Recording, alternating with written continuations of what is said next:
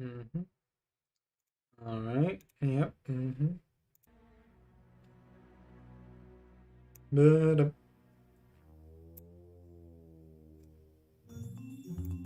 Ba-da-da-da-da-da. Okay, I want music to be nice and quiet. So I want to be really able to, like, think while doing this. Hey, welcome, gosh, 1128. Welcome, Felix Floetry Fox. Welcome, everyone. We're going to do some theorizing and chill. Welcome all. Welcome Edit. Welcome Memes Case. Welcome Diamond. Welcome Wire. I'm going to be playing Ben 10 in the background because it helps me think. Like this is like my ultimate go-to. Like I can do anything and play this game. The forecast calls for Hey, I'm glad I'm your favorite theorist, though you can probably find some better channels on YouTube, honestly, the oral fan. Anyway. How is it going? toast. Just gonna kind of let people enter the stream.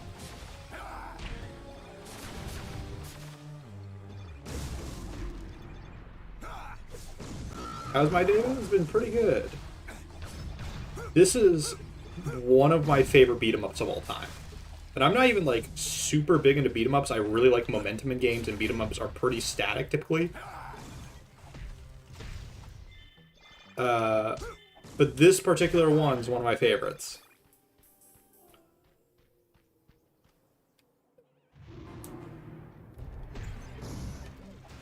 You're melting. Oh, what a world.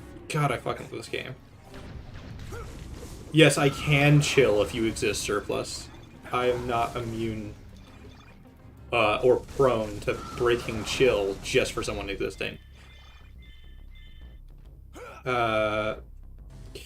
Omniverse is not... I would say Omniverse is up there as one of the better ones. It has some problems that I... So, my next theory video, for context of why I'm playing this, beyond just it's a good video, a good game for me to be able to, like, think and play. Ooh, that was weird.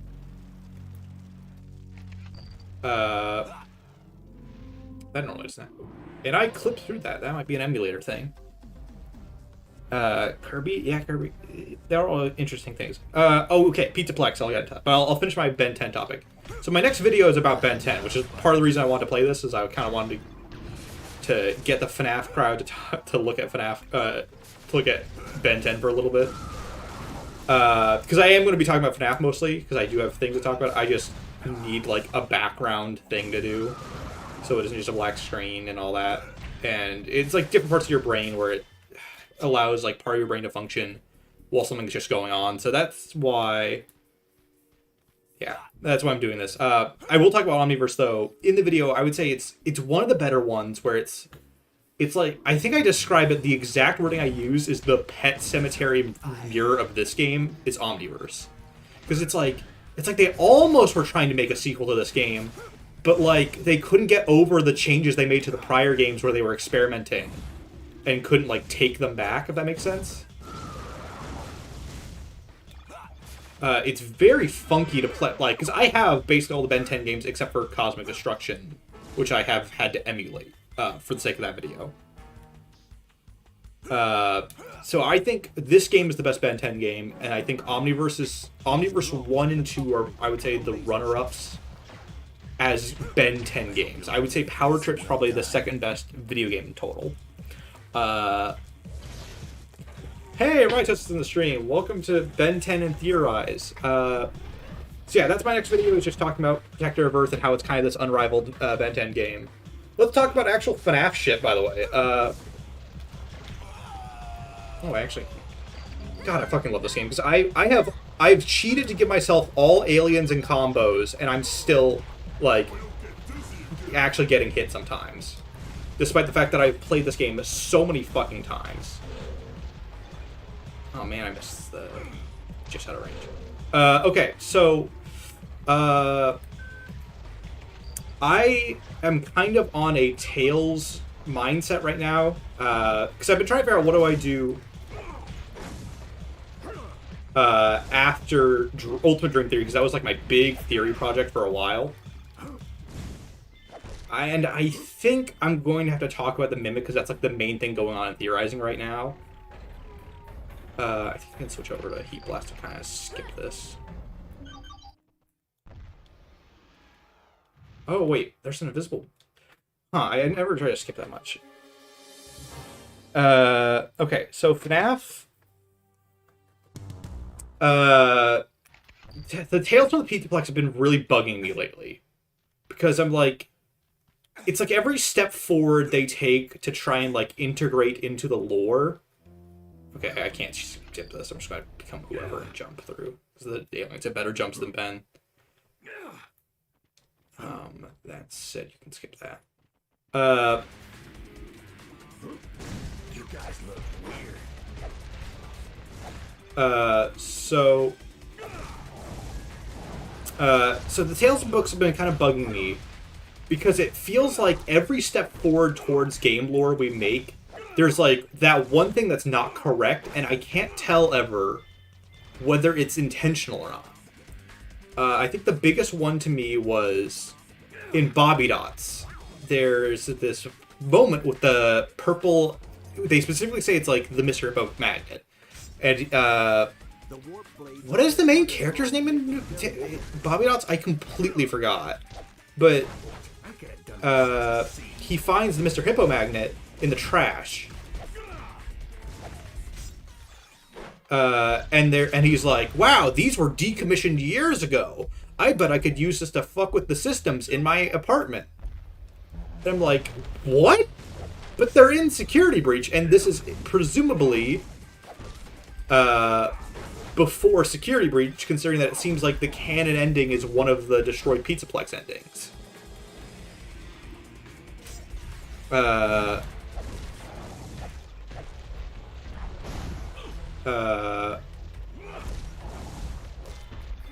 And that made me wonder, like, wait, is that intentional or not? Is that an intentional clue that Bobby Dots is somehow after Security Breach, or is it just a mistake? Because there are so many things like that that you could excuse or cover with it's just a mistake, but then there are so many arguments you can make if they're not a mistake. Oh yeah, Ground Pound as Cannonbolt is one of the jankiest moves in beat-em-up history. It is like, I feel like you can glitch so much shit with the way it kind of force grabs you to the ground.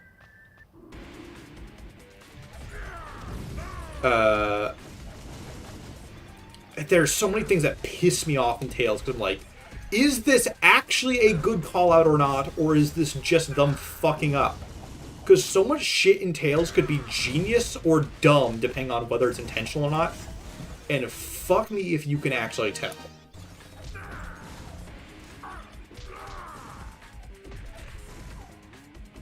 Why is this move not working? There we go. This game's called Protector of Earth. Ben 10 Protector of Earth, specifically. God, I love this game. No, yeah, we get them out of the vending machine or the vending thing legitimately in in Security Breach. It's like, that's what's confusing and frustrating. Is like, it's not treated as like a, oh wow, we found this in the trash. It's like Gregory just gets it as his like entry gift or whatever, like the equivalent of an entry gift. Like, it's supposed to be a thing you get when you enter the Pizzaplex, is like the complimentary Hippo magnet, or like a gift, and it just happens to be the Hippo magnet. And then he's like, oh, what? It's just a crappy hippie, like Mr. Hippo magnet? And Freddy's like, Gregory, I am truly sorry. So it's like, for the fucker in Bobby Dots to say, like, this has been decommissioned for years, like, because they were too strong magnets. And they broke systems. God, I love that one move. This one move, I fucking love. It controls like one of the best in the game. Which is why I like Heat Blast so much in this. Other than just being a cool alien in general. And then there's other things that are just like, why is, if Tails is meant to be genuinely part of the game's canon, something that frustrates me is the complete lack of Vanessa anywhere.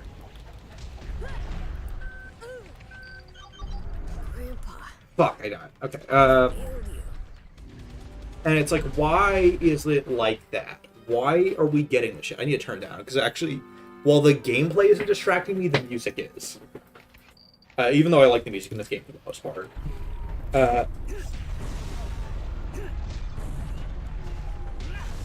Okay, Noah.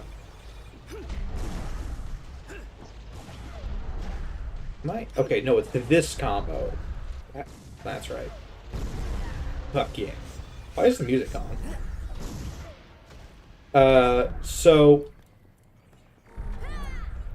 And that was like one of the first ones that really I'm like, there's no excuse for that if it's not an error, or it's implying the Bobby Dots is after security breach, because it's definitely not like this hidden for sale thing in security breach. It is like the thing Gregory gets as part of entering Pizzaplex.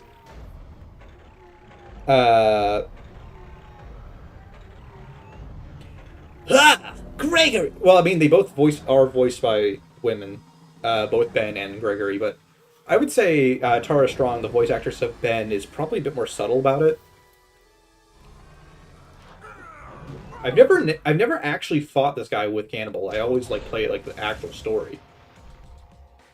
Oh, you have to block that with that. Hey, Cryptic Trisket.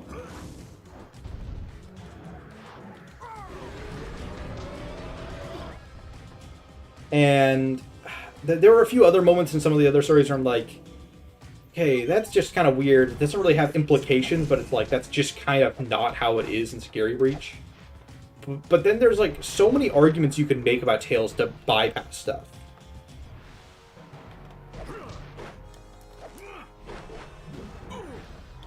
I'm kind of fucking around too much. So I've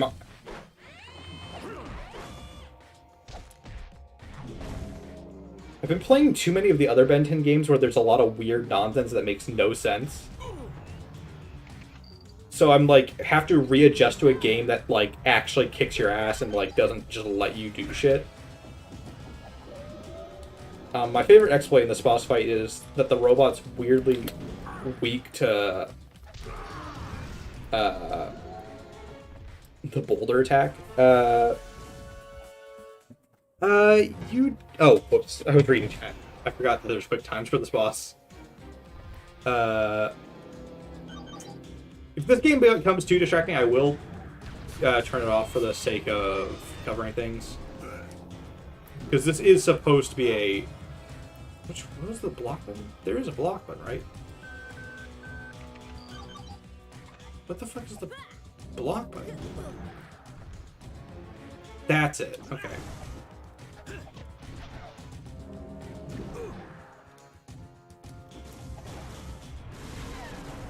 There.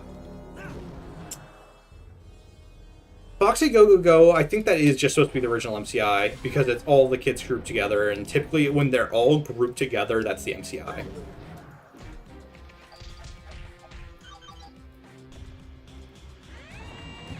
Okay, that doesn't hurt you, huh? Yeah, sorry, you missed the star, just a tit, babe. We're about to break the arm of this guy, though. Wii Sports stream when? I don't know.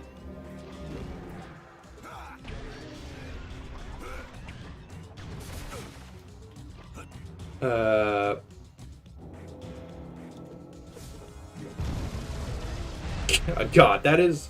It takes so much energy to do that move, but it is so strong when you execute it.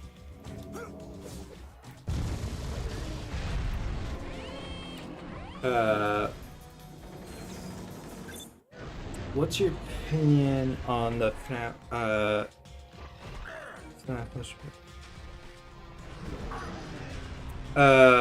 which poster? Do you mean like the one that people think is like a metaphor for the Afton family in FNAF 6, or is there another poster I'm not thinking of?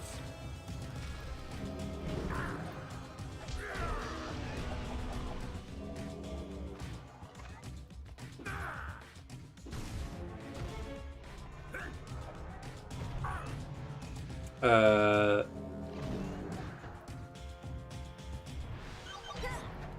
God, it is. This game might not be as good for reading a chat as I thought.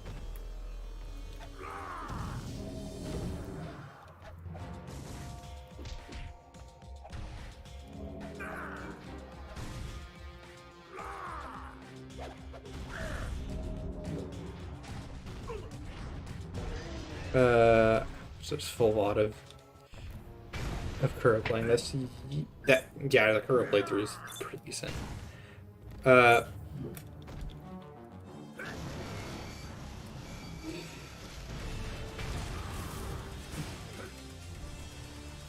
do think. Oh, sorry. Now I've been trying to figure out what I was going to say about Tales this whole time because I got sidetracked by like a question. So one of the things that's weird to me right now is that it feels like there's constant bullshit to justify things. Like, in the community right now, it's not like we're just accepting or not accepting things.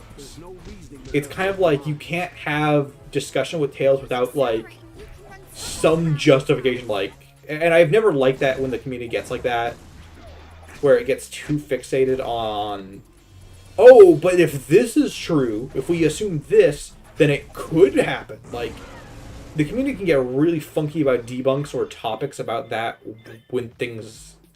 Yeah, I think the biggest one was, well, they just took the tree down. Which I'm like, yeah, that could be, and it's not exactly unreasonable, because we do see in some Tales books, they do take down attractions when they're destroyed. That said, it's still never hinted at in the game itself. Like, the Storyteller tree is never, like, there's no, like... Because, like, the perfect place for that kind of stuff would have been the message boards, like, that you find in the bags. It's Fantasy and Impulse 7 as a crossover. That'd be neat, but I don't really know how I would write, how any of us would write a collaborative theory. It would have to be like our own version of the game theory live stream. It would have to be us kind of doing our own version of that. It's not the chat updating, it's just that I have to look down to my phone for it, because I don't have a second monitor really set up. Because I do have a mini TV monitor style screen, but I specifically use that for like console gaming, and I actually have a capture card because I had to record. I got a capture card like years ago, but I never really used it until actually like recently for the Ben 10 video. I didn't like how the emulated footage of some of the games turned out. So I had to, like, actually get out my copies of the game and, like, record it all.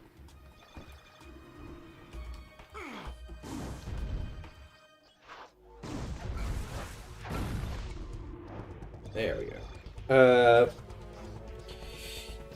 Yeah, like I said, the bags that gives you the messages, I feel like would have been the perfect place to be like, we had to take down the Storyteller tree last week. That was so sad. The kids were upset they didn't get to play in it anymore. So like, just give me a message like that that shows intent. Because that's my biggest issue with so many of the defenses. It's like, why is there... If we're going... And this is even if the Tales books are canon in arguably. Let's say that there is no debate that they're canon or not canon or whatever. Then you still have the issue of, what the fuck? Why aren't we, if we're going to have a canon short story collection, why can't it cross over more with the game in more obvious ways? Why is it filled with, like, all these endless bullshit things to, like, cover for it? Like, oh, he was just taken down. I don't know why I keep doing that move. I think it's because it's the same input as Heat Blast. It's a really cool move that I like. You can actually just knock these guys off. I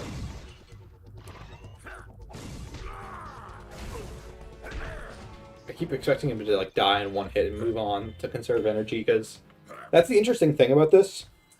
The energy system in this game is so fucking cool. Because it makes you consider, like, every attack you do. Because it's like, oh, wait, I don't want to waste my attack. Because that uses energy. Because, like, you can see that took like a bit of energy. And then that took a shit ton of energy. So I can't just throw out combos if I don't know I need that much, like, firepower.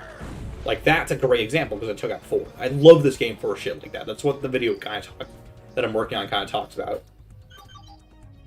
This is PS2 version specifically, but it's emulated. Combos don't matter because I've used a cheat code to unlock all its transformations. Yeah. This variant has an equipped grenade launcher. Yeah, Glamrock Bonnie hasn't really appeared since people mistook the Mimic for him in the early epilogue. So people were like, oh, an endoskeleton with bunny ears, it must be Glamrock Bonnie. And then it's like, nah, it's probably going to be the Mimic / Burn Trap, who is the other thing I actually wanted to talk about a lot in this stream. Because I do want to do a video in a very normal game theory kind of style. Kind of not really trying to be any... Oh, here's one of my favorite alternate puzzle solutions. You can kind of cheat. So you're supposed to use that block over there. And you could just kind of teleport through the collision.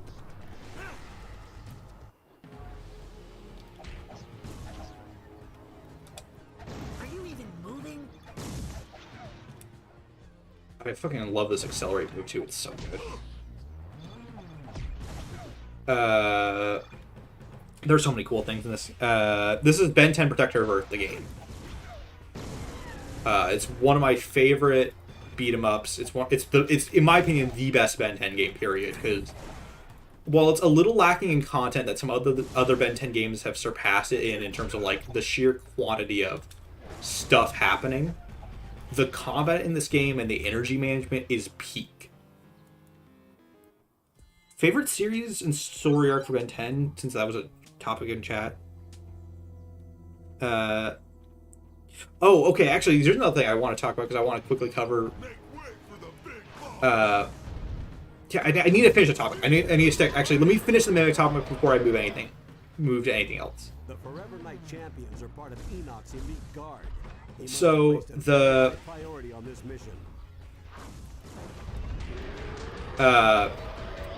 Mimic storylines are so fucking odd because it's like, okay, this on one hand is more than Fright's ever tried. It feels like we're trying to interact with games, specifically giving us an origin story for Burn Trap.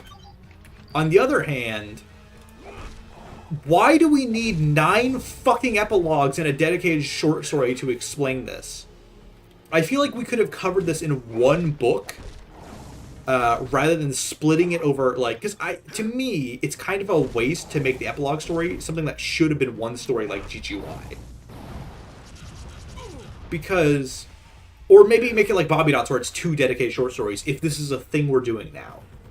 I feel like the epilogue stories should have been dedicated to Vanessa, because she's the one who I think needs the most explanation right now. She is kind of the wild card in Security Breach right now, because confirming or deconfirming things with her feels more important than anything else. For example, if she is an Afton, that I feel like confirming that in the books is a good place to do that, because that's not... You don't need to know that to know she's Scary Bunny Lady for your casual players. Just like how... And I feel like that's the inverse of how I feel about Burn Trap and GGY. Burn Trap just fucking shows up out of nowhere in the game with, like, no build-up. Whereas Vanessa's built up in, like, all the trailers, all the hype. Whereas Burn Trap has, like, one shot and, like, the loose implication of Afton being around. Oh, I forgot. God, I need to play this game more, honestly. I forgot how much fun I have with this game.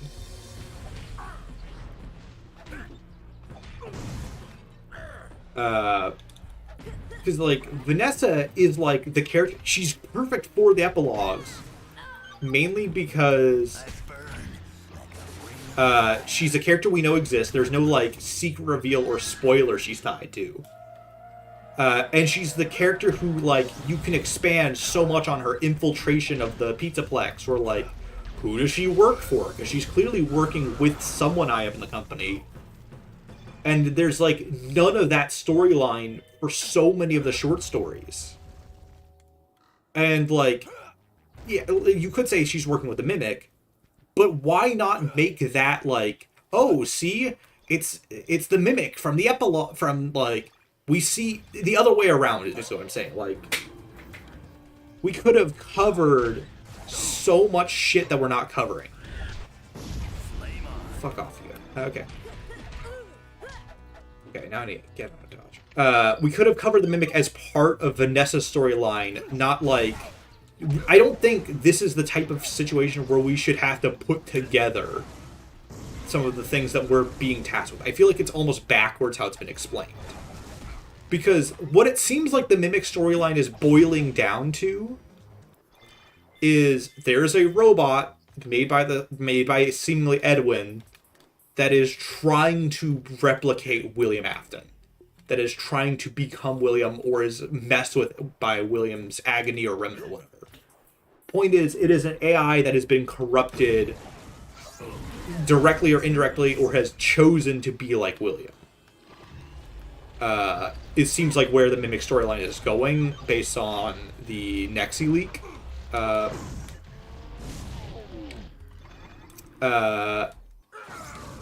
I don't think we need 9 fucking epilogues, most of which just about people dying by the hands of this thing, to cover that story.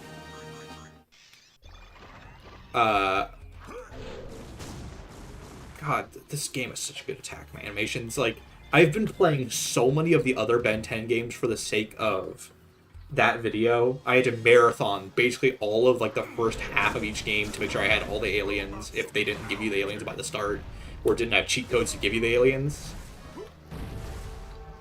And Cosmic Destruction is so slow compared to the others, to switch aliens and all that. Yes, the robot is a faker! I know what you're going to do, but that won't help you, because you don't know what I'm going to do. Oh, I totally forgot. Fuck. God, every Ben 10 game has, like, 4 combos per alien after this game that I forget I can do half the shit I can do. I can do that! Like, look at the shit I can do.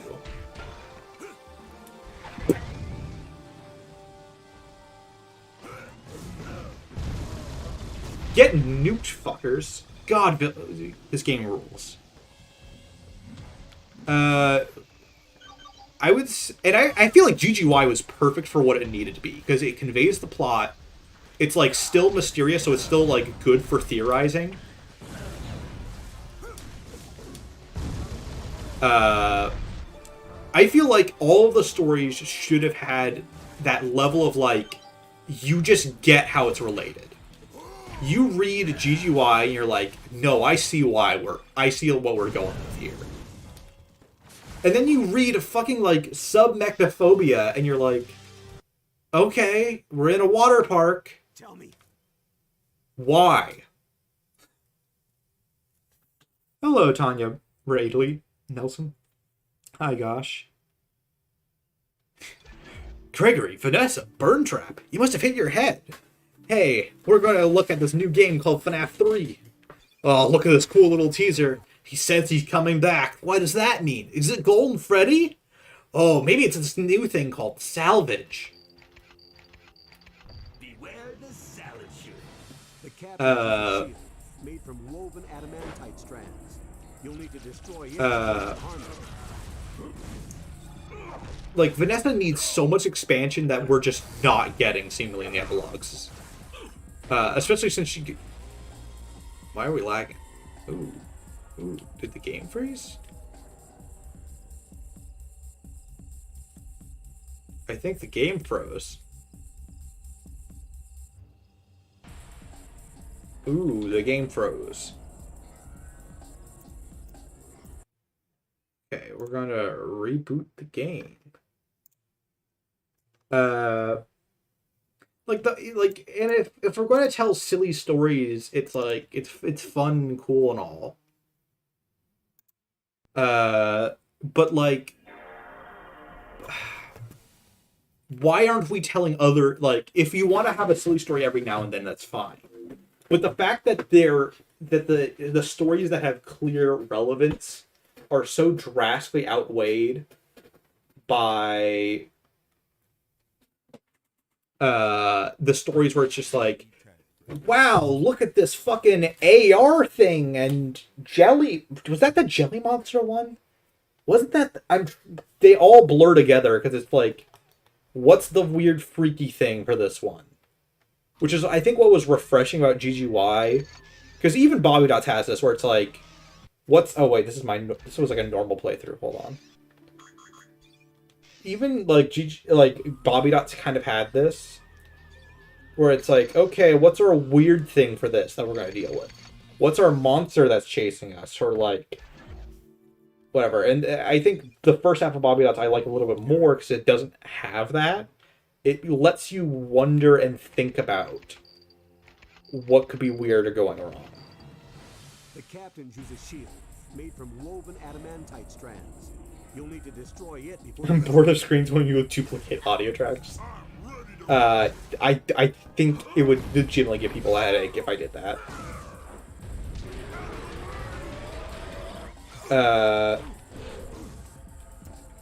But it's like, okay, if we want to have like weird side stories, that's fine. But they so fucking, like I said, they so drastically outnumber the normal short stories, the ones that feel like they're intertwined or connected. Because like for every Storyteller, GGY, and Bobby Dots, there's, let's talk about the fucking roleplay room with an actual springlock suit that can kill you.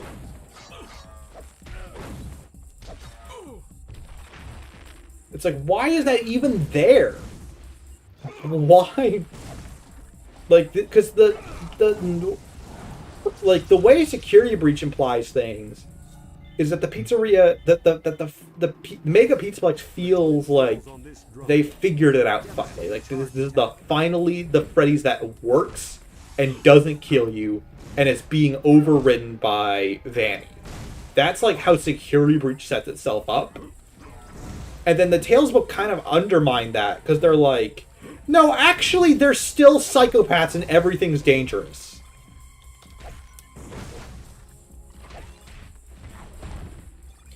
And I will say, I've been tempted to do a video.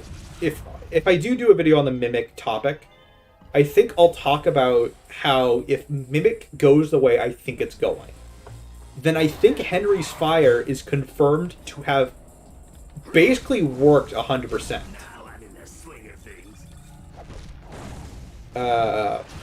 Or nearly 100%. Because it seems like Afton, the real Afton is dead, and Glitchy and the Mimic Afton, or like the Mimic trying to be like Afton, is what's really going on. That's what Glitch Trap is, and it becomes more like William the more it goes into Fazbear's history, because he's so prominent in Fazbear's history, the more like it becomes. Because think about it. What did they how did they phrase things in Help Wanted? They gave us a circuit boards and a program to have it latch onto the game, and it took hold by itself. So I think what we're going to learn is that the Mimic program was what was used to latch the circuit boards into the gameplay, to transition one to the other, to save costs and like efficiency from Edwin's or Burroughs. It doesn't really matter.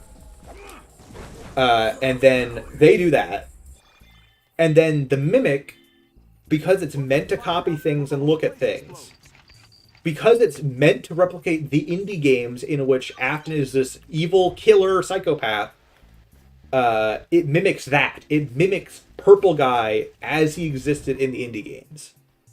Because Afton, in Tales, they imply Afton's history is kind of well known, because Springtrap is just like a thing you can roleplay as a killer in their Pizzaplex. So it is implied that the public does kind of know what the deal with William is. At least that he's a killer in a bunny costume. And then the Mimic's like, fuck, I guess this is who I am now. One villain fried up. And it's like trying to be that because that's what it's based on.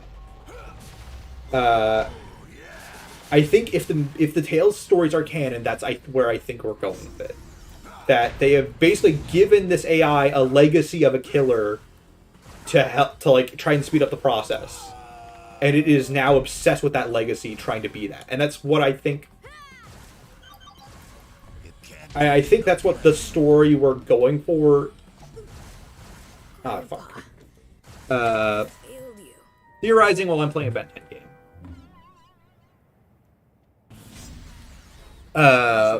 And I think the Mimic is trying everything in its power to be actual William, even though it's not. It is just a computer that's trying to be like William. So like it's grabbing flesh to try and be more human. It's trying to connect itself to this bunny motif because Afton was so obsessed and is famous for being Springtrap. So it's trying its fucking damnedest to be William. And it's like, William had a daughter. It doesn't really know who the daughter is, which is why Vanessa acts nothing like Elizabeth actually acts. So it's just like, well, he had a daughter. I'll get this girl. She's my daughter now, just like Afton had a daughter. He had a son. I'm going to make him my son, and he'll help me. Because he doesn't really know who the son is, because Gregory acts nothing like the crying child. Like, every fucking personality beat about Gregory is completely opposite to what the crying child's personality is.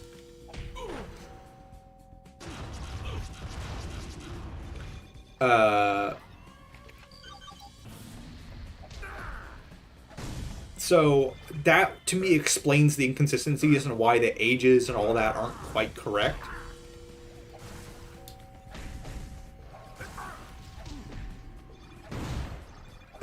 Like, a lot of the weird shit with the differences between Gregory and Vanessa are just from that.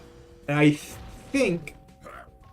I do think the community's gist and ideas of the Blob just kind of being everything that wasn't destroyed, I think that's kind of what we're going for with it. I'm still a little on the fence about what I would claim it is. Because I know what conclusions can be made. But I'm not, like, dedicated on one.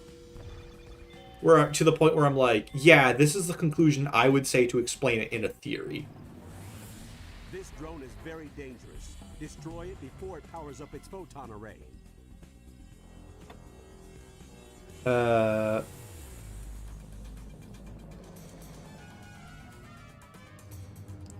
What's your opinion on the FNAF 6 poster?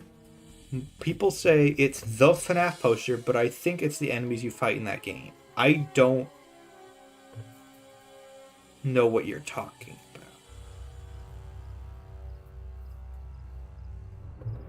about.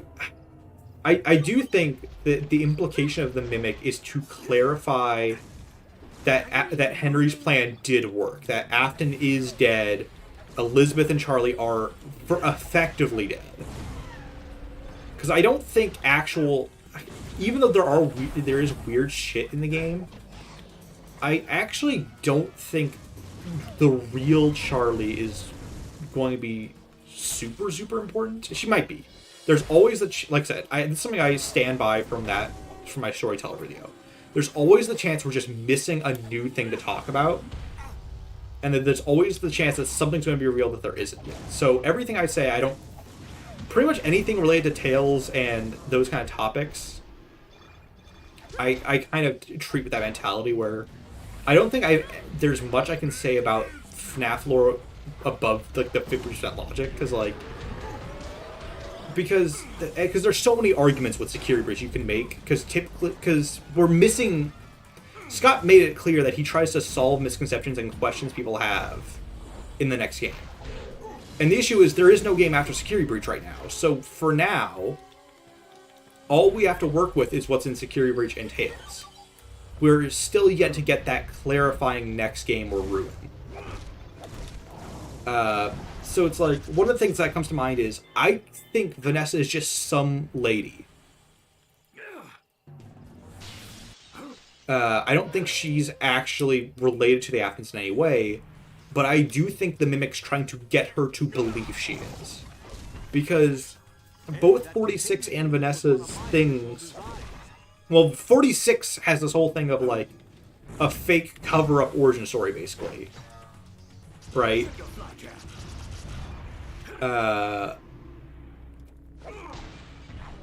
Where it's like, you lied about your family. You had a great family.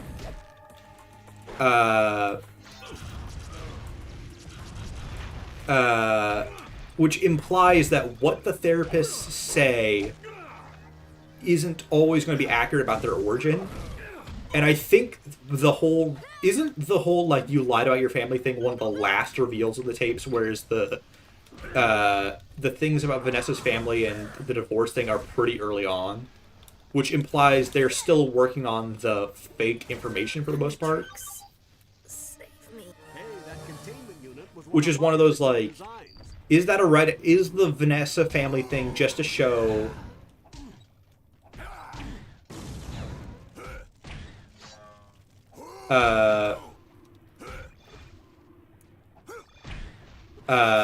That glitch trap / the Mimic is trying to make her think she's an Afton, or is she literally somehow an Afton, no matter how confusing that will be? We need that clarifying thing to make it, like, we need that next game to clarify things.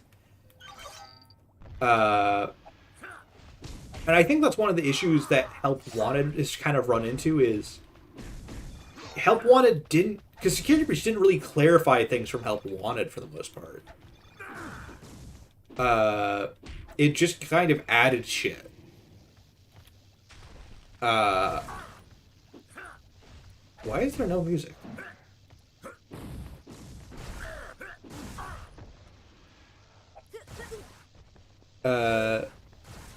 So cold.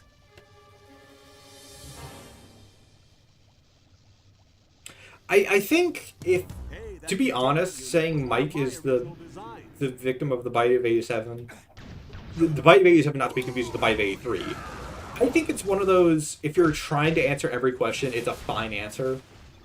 I honestly think the Bite of 87 just doesn't fucking matter. Like, I don't think it really... I feel like, as part of my whole topic with Ultimate Dream Theory, that Dream Theory was meant to make an answer for everything. And I feel like the Bite of 87 is like his mind foreshadowing all the things he could think of that can go wrong. Like him thinking about the idea of a robot biting or eating someone because he's a dumb little kid. And then that's kind of funny foreshadowing for what will actually happen to him.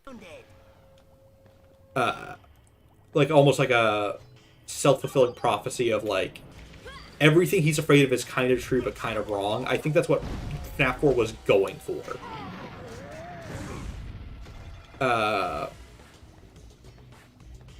And or it's just a retcon that the Bite of 87 was actually the Bite of 83. I'm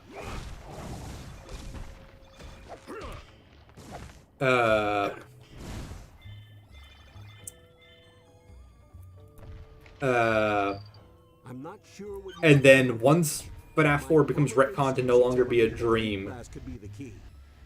there just is no fucking point. You're only going to think with your muscles? You should at least use a form that has them. Or... oh, fuck. Hold on. Okay, no, I think that soft locked me anyways. I just wanted to see if I could get it to happen.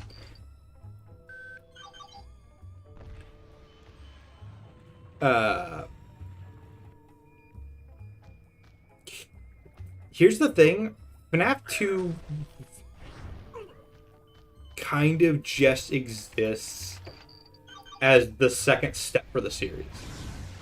In my opinion. Like, that's kind of the point of that story, is just be like, hey, here's more expansion, and like, we're going to cover this all a little bit more.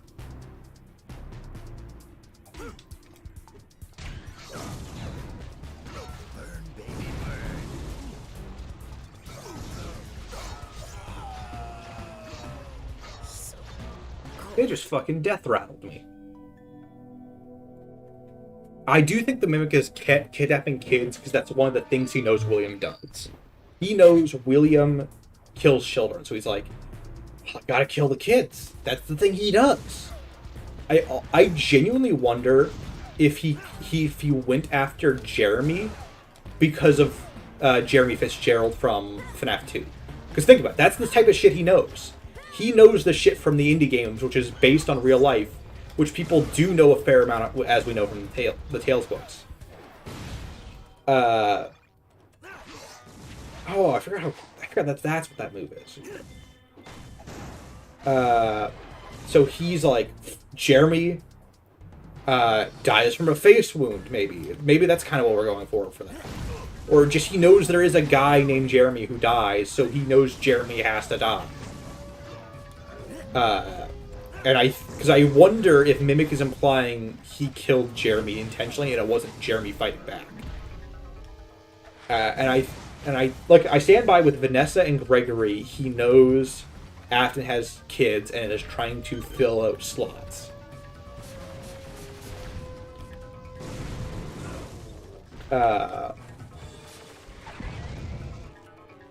And I think, and I think the implication is he's just having like Vanessa kill people. Why is that not? And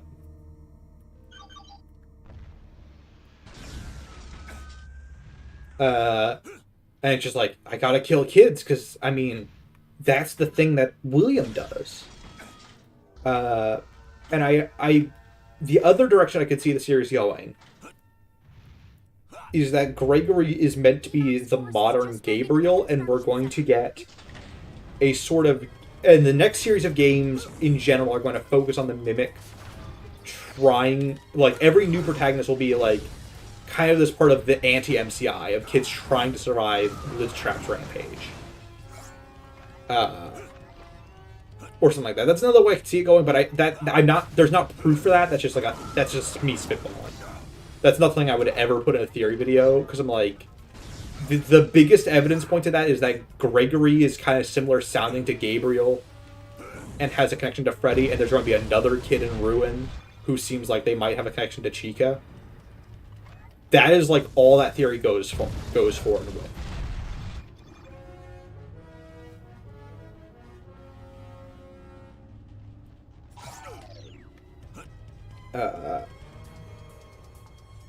Oh yeah, if your name is Jeremy, you have to lose a face. That's the rule of the series. I think the other thing that would be really interesting is if VR Jeremy is somehow Glamrock bombing. That would be such a funny workaround. That I don't think that's the case, but it's something that crossed my mind just now.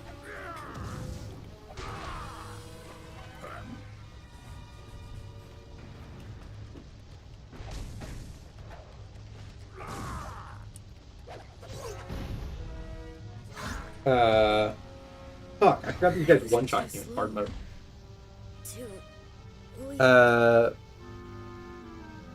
Have you heard of Entom's Doodlebug theory?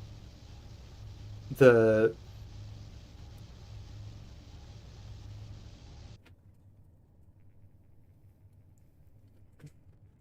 is an interesting idea, that the Blob is another Mimic program that thinks it's Cassie or Golden Freddy or the Pipe Victim or whoever.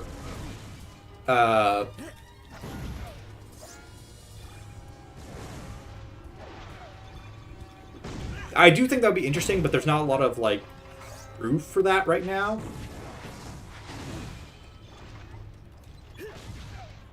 God, Accelerate's really fun in this game. He just takes so much more energy than every other form.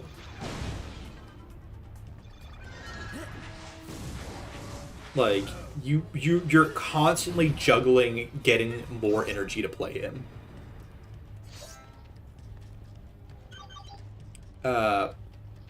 Okay, can I vent my biggest frustration with the Frights books? Why should you, the lay reader who does not like reading, read the Frights books? That is my question. Because there's never, like... Presumably, the point of the Frights books, if they were canon, would be to solve lore or questions or answer mysteries or expand upon the characters or whatever. The idea of Stitchline is kind of dependent on that there is something there happening, or like a reason that Scholastic or Scott wanted to tell something there to be part of the games. Because otherwise, it would just be a Silvereye situation where it's just its own fucking story. Like, Stitchline could be canon, but it would do jack shit. The collaborations of Stitchline is that the MCI had a retcon death count and way it happened, or there's just another MCI completely separate from the other ones.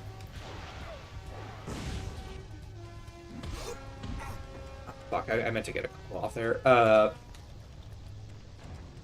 So either there's a third set of dead kids that Andrew's a part of,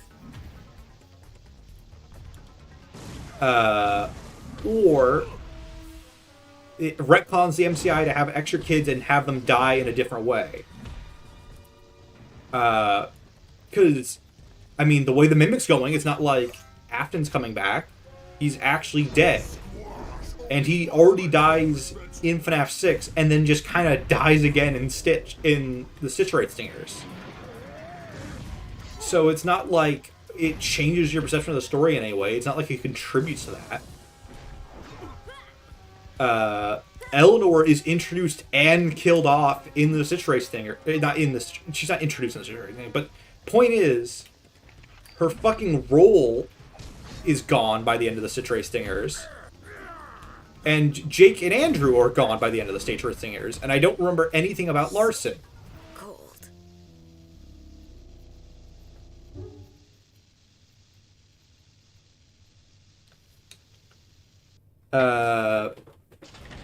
Like, basically, it just... Because, like, so you introduce this new kid, ironically not from the story named The New Kid, but Andrew, who is presumably another MCI kid, just for him to be gone by the end of the Stitch Rate Stingers after never being in any FNAF game other than UCN by Stitchline arguments. And then he does jack shit because he helps get rid of Afton, but Afton was already basically gone if you were going from the gameplay only timeline. So it's like, oh, we just reset ourselves back to what the 6 did anyway. We have this new, like, another new character, like, all the new characters get killed off or, like, removed from the plot, basically. Which makes it fucking pointless. Why do we have this whole story arc if they're all gone by the end of it? Because it's not like it advances Cassidy or the Bite Victim or any of the other characters we know canonically exist story on. It's not like it advances Afton because he's basically just Trash Monster and, like, he's a bit more to that, but... Like, it's not like it gives Afton anything more to him. And Eleanor, like I said, the highest kill count character in the series, arguably, is gone by the end of it. So what the fuck's the point? All you do is retcon the MCI. It's not even like it gets Afton to being Glitch Trap, because it doesn't seem like that's what Glitch Trap is anymore.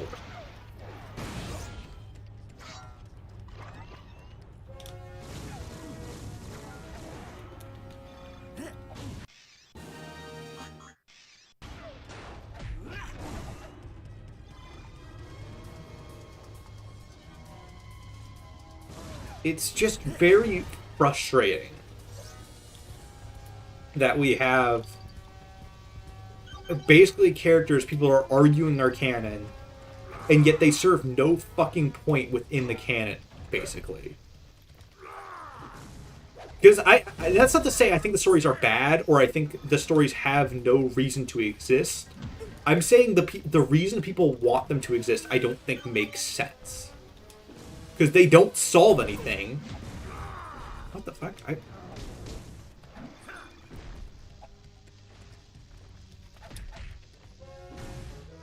What fucking input was that? Oh, that's the double special input. Okay. The real Andrew is the friends we made along the way. Oh, he is the new kid. Oh, okay.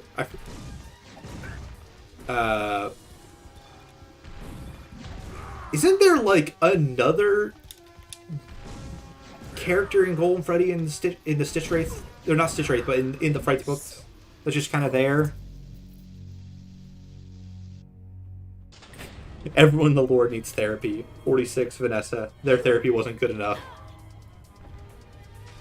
I'm just kind of dying in this one arena now. I'm so caught up in like ranting. Everyone gets punched.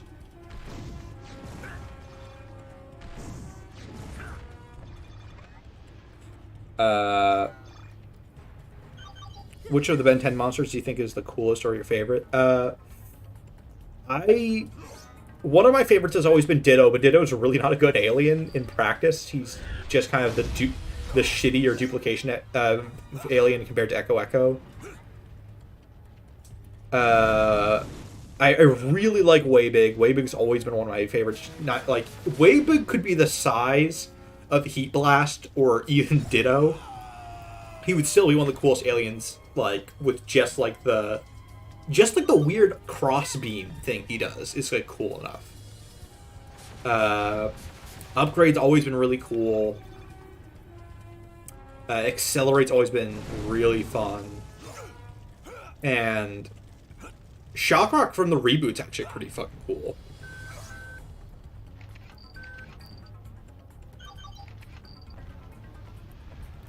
What? I don't think that button's supposed to do that. I think I might have messed up mapping on my buttons. Is there any... I would say Ultimate Echo is really fucking cool, though. I think that's one of the best concepts. Big Chill might be one of my favorites. Yeah, actually, no, I take that back. Big Chill is my favorite, period. I love the color scheme, I love the powers, I love the voice. There's a lot of cool lore. There's really nothing I don't like about Big Chill, or that I think is missing from Big Chill. Isn't there... Hold on. There is some move... Crown Shred, Meteor Blow, Pinball, Shucks and Blast, Power Flop.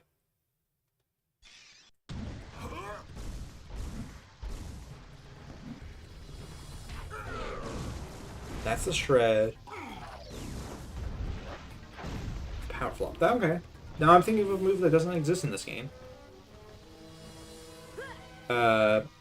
His ultimate, honestly, his ultimate's underrated. I think the only fuck up they had with Ultimate Big Chill is that he doesn't actually have fire powers. If they had given him like temperature control powers, and that was like the clear thing, is that he could shoot fire and then on the dime make it ice or actual fire, and vice versa, I think that would have been...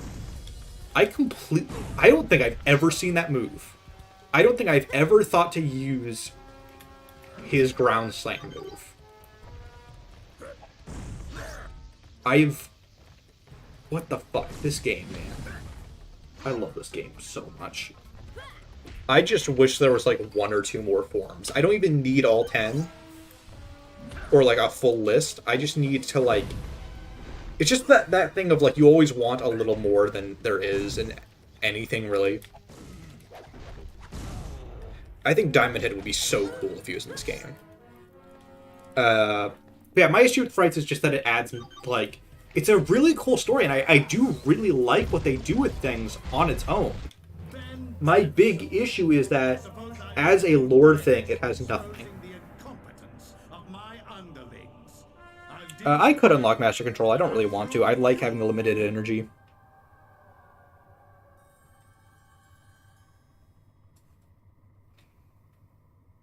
Uh,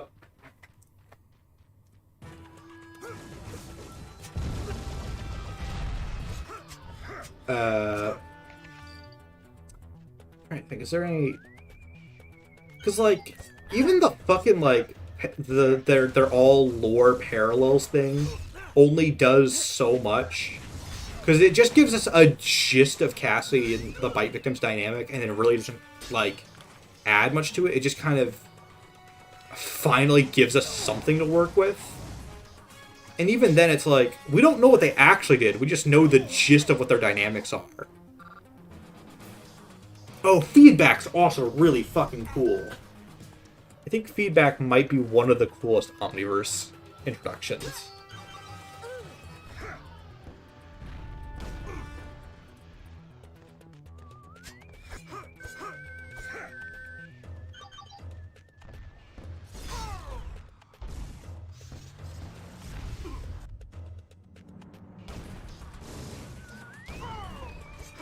Let me go, let me go, let me go, let me go.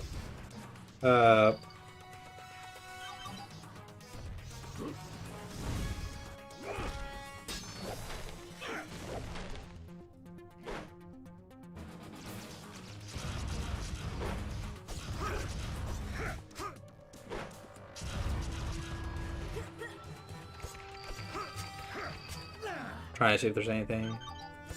Upgrade. Everyone in the dust.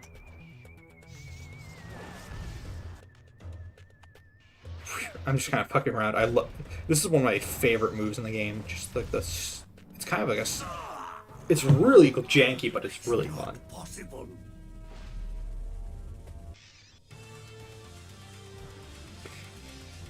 Yeah, I feel like it is a wasted thing that we didn't get 10 ultimates. Like, just give us, like, I don't know, just like... I'm trying to think of what a good, like, extra ultimate would have been. They made a big deal about Heat Blast coming back, so I feel like it would have been really cool to see, like, an inverted color ultimate Heat Blast who, like, shoots nothing but, like, lightning and plasma. Feedback is try-hard cool, but he succeeds is the thing. I don't think there's anything wrong with a character trying to be cool inherently. I don't think there's... I lose any enjoyment of feedback because he is meant to be cool.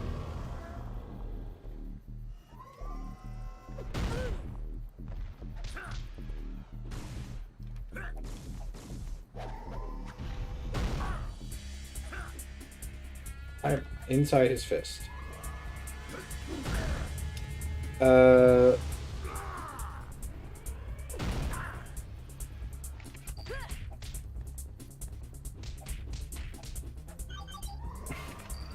Afton, Ben 10. You... Okay. So, I was going to just briefly put this in the Ben 10 video. But for literal, like, years... let me see if I can...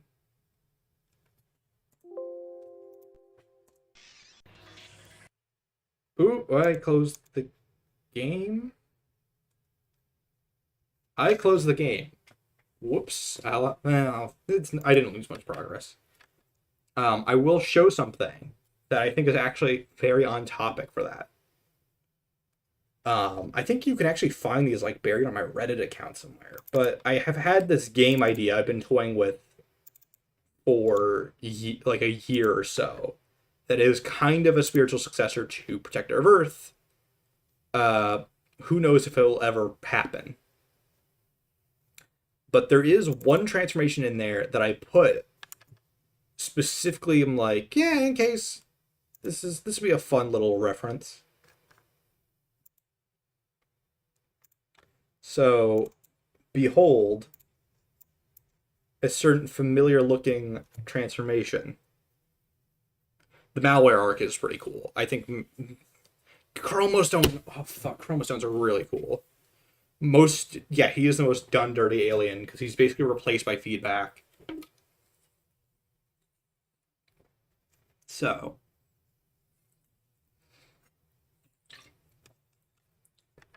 and this is Night Hair.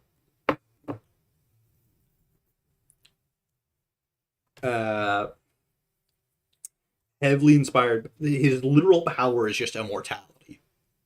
This is a Ben 10 inspired project idea I've been toying with, that I've actually been looking to see if I could like fund to make a game or like commission.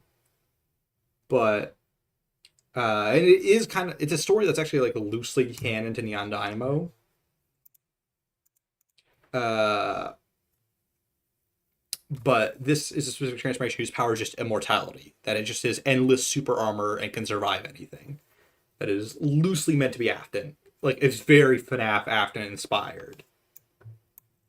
There are some other fun ones. I think these two are some of my favorites. Oh yeah, Afton would totally be Ghost Freak. The I will put you back together, having a different text color, I've kind of always stood by it's basically just a mistake. I don't, there's not like an obvious implication in FNAF 4 to what that would even mean. I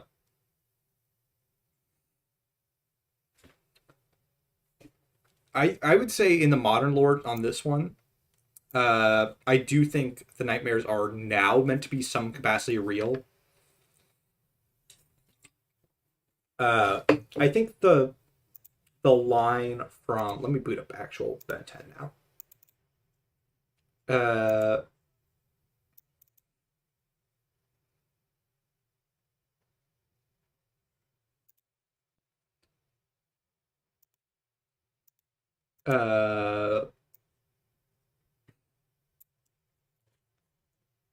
Hold on, it'll be like off center for a bit, but it will fix itself. Frankenstrike's another good example.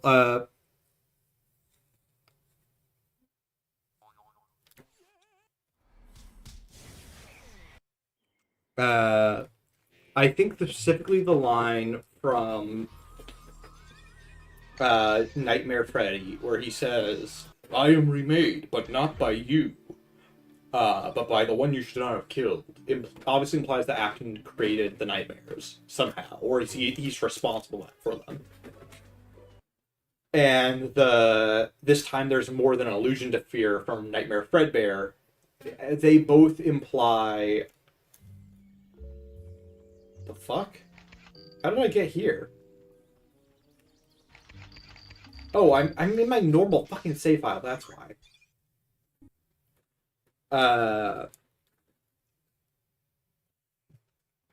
Ben looks like he's flipping off, maybe.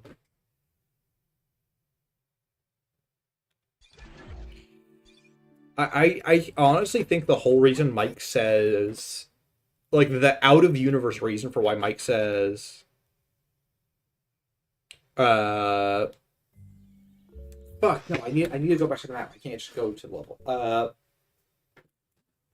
The whole reason Mike says I will put you back together, or I put her back together, is just so we know we're talking about the Afton family. Because, like, just to hammer it home, that connection and who says what. Because I feel like you could mistake Mike being the one studying someone or something like that. Like, there are misconceptions that you could have and come to. Does it come to this? Based on Look out! There's something. based on like who's saying what and what the dynamics are. And also, like, Mike has no reason to go down there, and I think that line's meant to show you that he had a reason to go down there and all that. You Tennysons will never learn. I don't think it's the puppet talking instead of William. I really think it's always been an error. Because there's no fucking reason for her to jump in last second and be important if she wasn't important for the rest of the game. Because it's not like... FNAF 4 wasn't, like, changed retroactively design-wise. Because, in my opinion, I stand by that it was originally just meant to be the puppet and then changed to William. There is no, like, he went back in and made the text color different so we would know it's two separate people talking. Because I don't think it ever was, at any point, two separate people.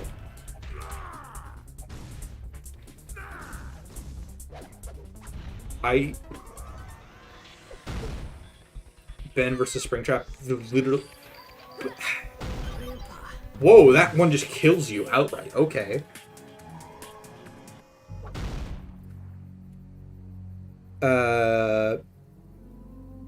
Are you sure Nightmare Fredbear is not referring to William creating the OG Fredbear?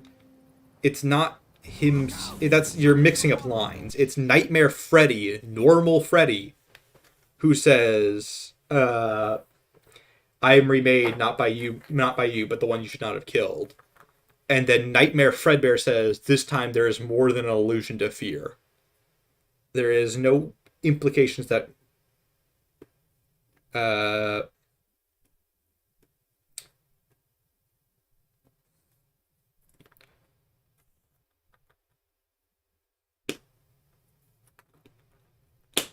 I'm a little confused what's being.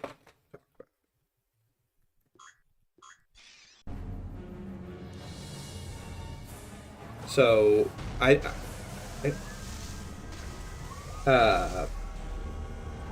so the fact that it's Nightmare Freddy who Will never learn. Your alien form may have hindered me before, but with the technology of this battlebot, I will smite you.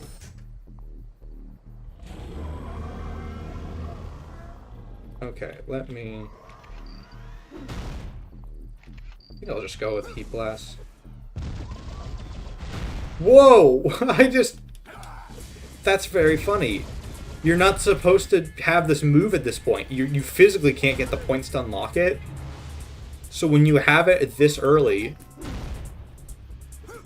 you can see him just stuck in the air high up. Because you're not supposed to have the camera this far back in most fights. This is like one of the only fights like this. That's so funny.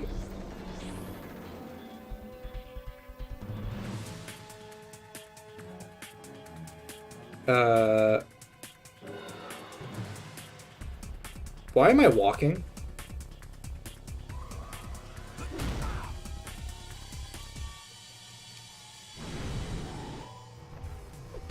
That was a lot of weird nonsense.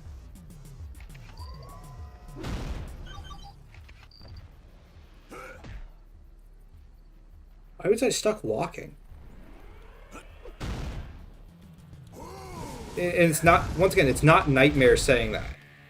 People are getting very confused about what characters are saying that, and I blame that on FNAF 4's stupid fucking naming. Because the Nightmare nomenclature is already obtuse as all fucking hell. And just like the, I would say other than the Phantoms, almost all of, and the Glamrocks, I would say almost all of the names can create confusion. Because if you're talking about like figurines, like a toy of Freddy, that gets so confusing and sounds like you're saying Toy Freddy. If you're saying Nightmare Fredbear, that's different from Nightmare Freddy and Nightmare. And it's so fucking confusing, I've never liked that.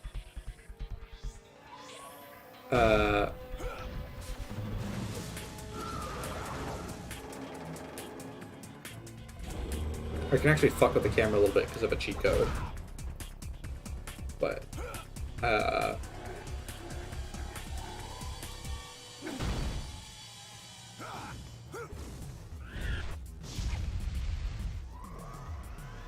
oh, the Withereds are also pretty fairly named. Because the Glamrocks can kind of be confused with the Rockstars. The toys can be confused for actually figurines, and the Nightmares can be confused with the idea of Nightmares, and or even more confusing on top of that, the fact that there's 3 different fucking Nightmare Bears to consider when you say the phrase Nightmare. You can't just say Nightmare Freddy and everyone knows what you're talking about.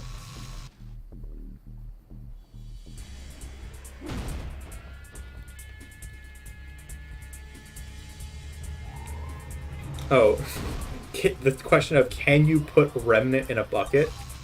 I mean, yeah, it just wouldn't do much. Like, it wouldn't bring the bucket to life. Probably. Or if it would, it'd be a very shitty possession.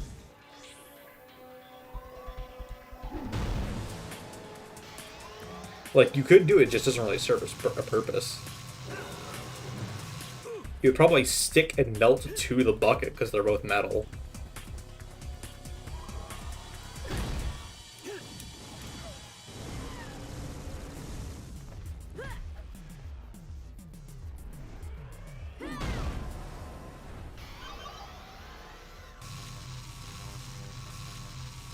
Oh yeah, Nightmare being an animatronic on his own is the same as if there was a character just named Toy. That is absolutely true. It's so fucking frustrating and confusing.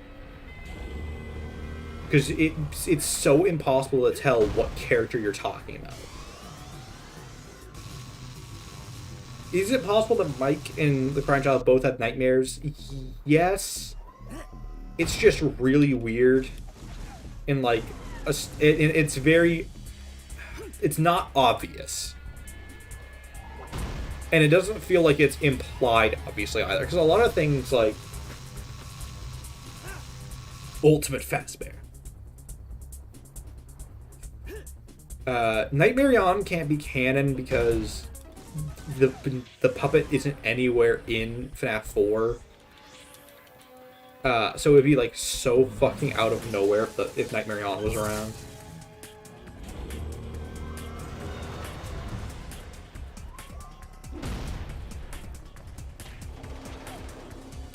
God, I'm so scattering between so many topics right now.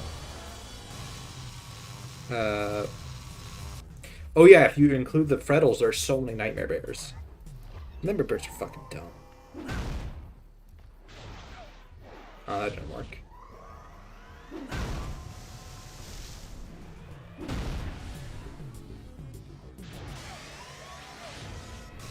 Okay, so Accelerate just kind of blinks into reality when that move happens. Yeah, so I think the reason it's Nightmare, and I do agree with this in chat, I saw this, that the reason Nightmare's called that is because Nightmare Shadow Freddy is too long of a name. And Scott never has two descriptors. You notice how there's no Withered Golden Freddy and Golden Freddy? It's because you can't have two descriptors, which is why there's just one. You can't have... And you notice how it stops being Shattered Glamrock Freddy. It's just Shattered Freddy, Shattered Chica, Shattered Monty, Shattered Roxy.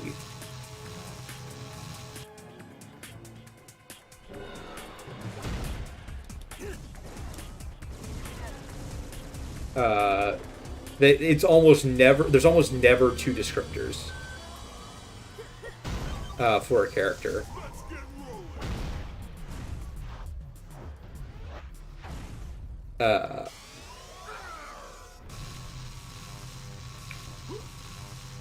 Withered Shadow, I don't know. I also feel I don't know when Shadow Freddy became became the official name of the character. Because I know he's called Shadow Freddy in the game files. But also imagine if he was just called, like... I feel like there would have been issues no matter what. So I'm thinking back to my FNAF 4 eras of being a theorist and fan of FNAF, and how the community could kind of think of anything to make a question about Fun and Time Freddy.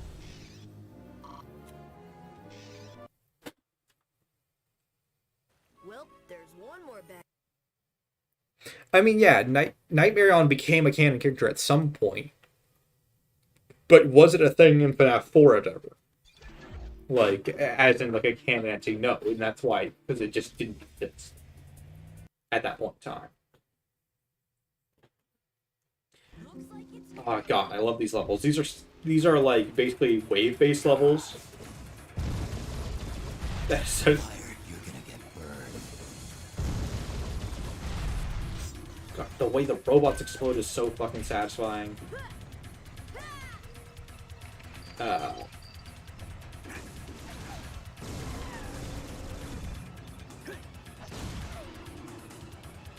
No, I'm not saying it isn't. I'm not saying Nightmare On isn't canon. I'm saying it wouldn't be canon at that point in time.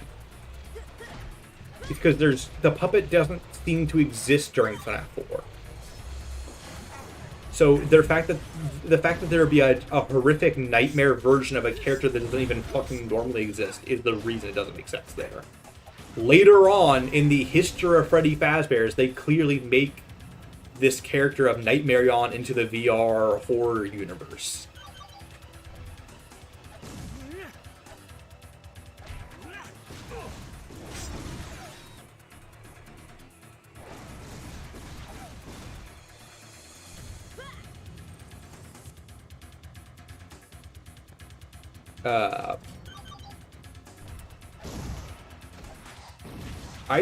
I stand by Occam's razor with the whole, like, dreamer, like, who dreams what, is just that it was just changed to Mike, and we have to deal with the residue of what the Bite Victim's role was.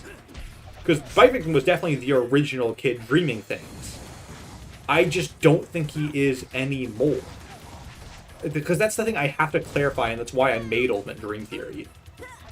Is what something was is not what something is in FNAF per se, especially FNAF 4.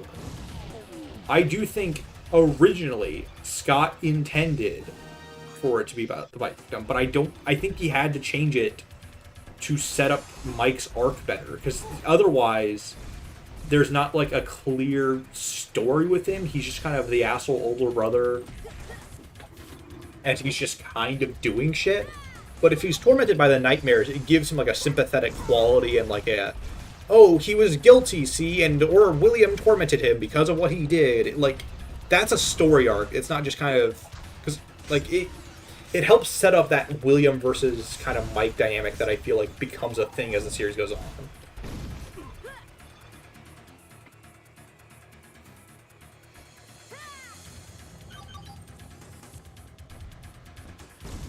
I think the canon explanation of what Nightmare On is just that they were like, I do think it might have just been something that Steve just fucking like drew or modeled, or like they saw looking at models and all that, just like Fazbear Entertainment in general. And they're like, that's fucking freaky. Like, maybe we could apply this nightmare thing to the puppet and at least the Nightmare On or whatever. Toy animatronics are possessed? I don't fucking know. It doesn't really change much if they are. They're scrapped anyway, and it really doesn't change anything if they are possessed. So I don't think it... Yeah, it really just doesn't fucking matter if they are. Some things I just don't think matter.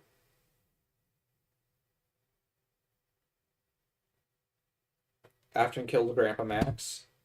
That kind of has been acknowledged in Ben 10. What if Grandpa Max was, like, actually killed by someone? The reboot has a special called Alien Extinction, in which it's revealed the villain of that film is a Ben who lost Gwen and Grandpa Max, and then basically trapped himself in Alien X to keep killing other Bens, so they would... as kind of like a self-punishment, but also like revenge kind of thing for not being strong enough to do anything.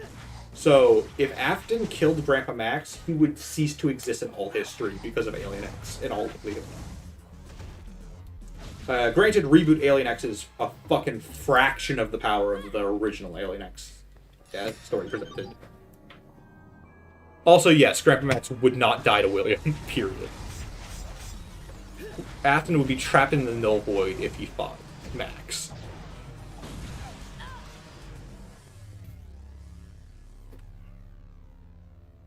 Goodbye, planet.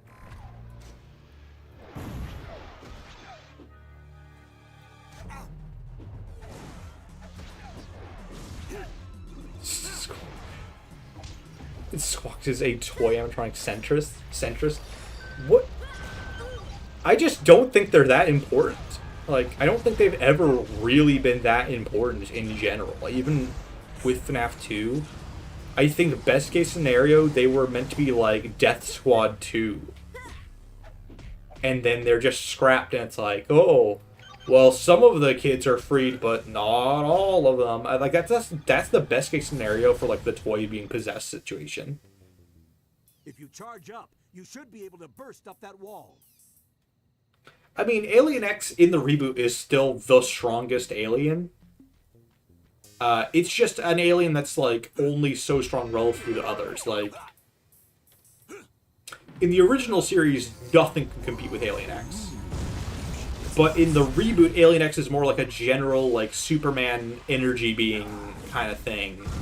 That's like, if with enough of the other aliens, you could defeat it, but not normally.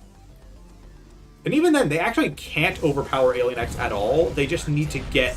They basically just need to take the Omnitrix off of him and get him to time out. Like, that's their kind of solution to Alien X in the reboot. Because Alien X isn't quite omnipotent, just the strongest one is kind of its role there.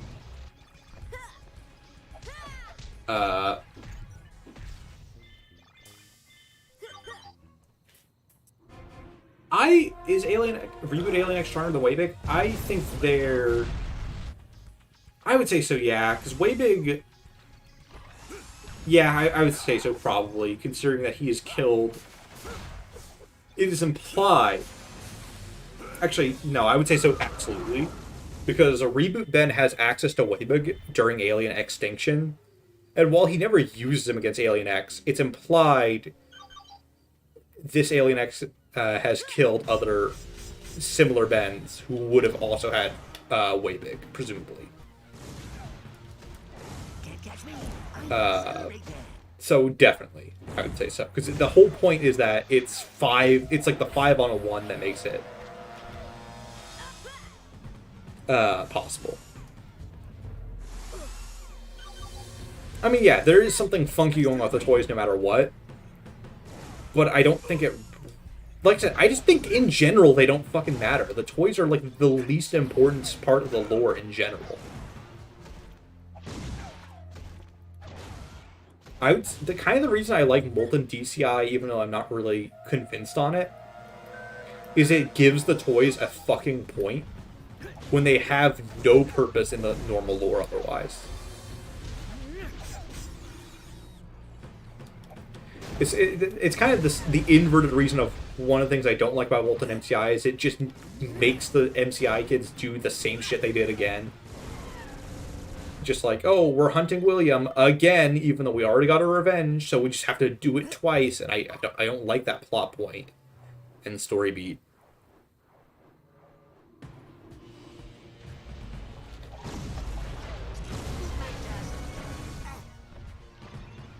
How am I walking?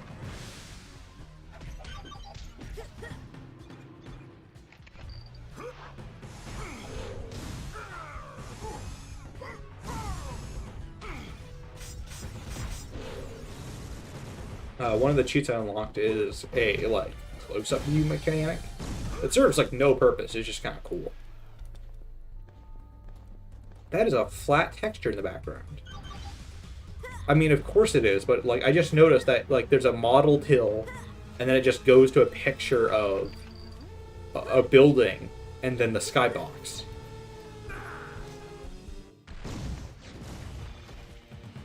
That's interesting.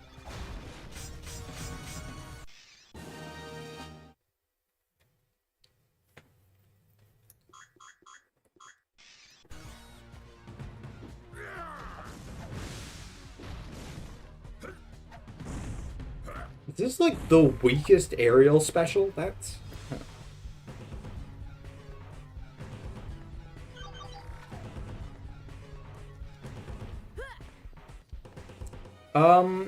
I think the Afton family was kind of a necessary evil, for lack of a better term, for the story, because FNAF couldn't always just be abstract storytelling like FNAF 4, and I think that's what Scott realized with FNAF World, is there's only so far this weird, loosey-goosey abstract storytelling can go.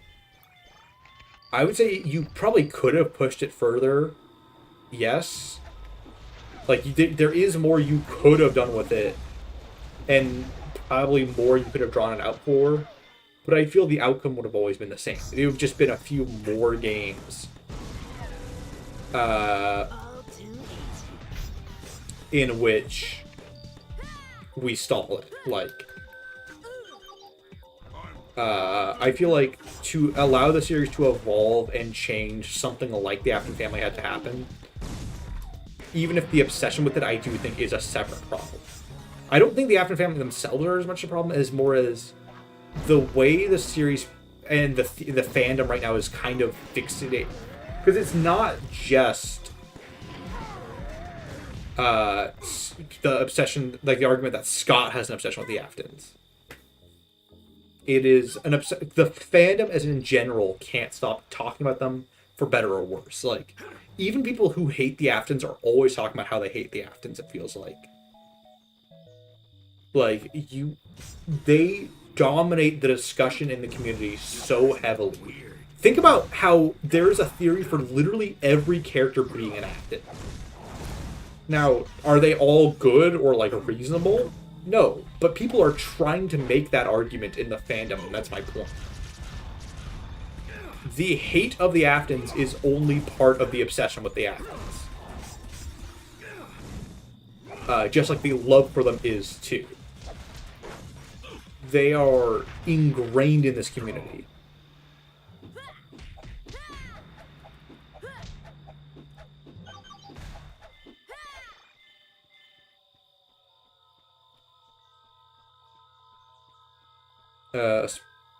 Oh, that was weird. I think I just got warped because of a...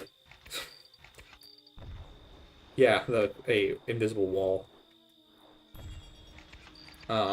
Is drowning one of the books in Nexi? I'm assuming that's the third story.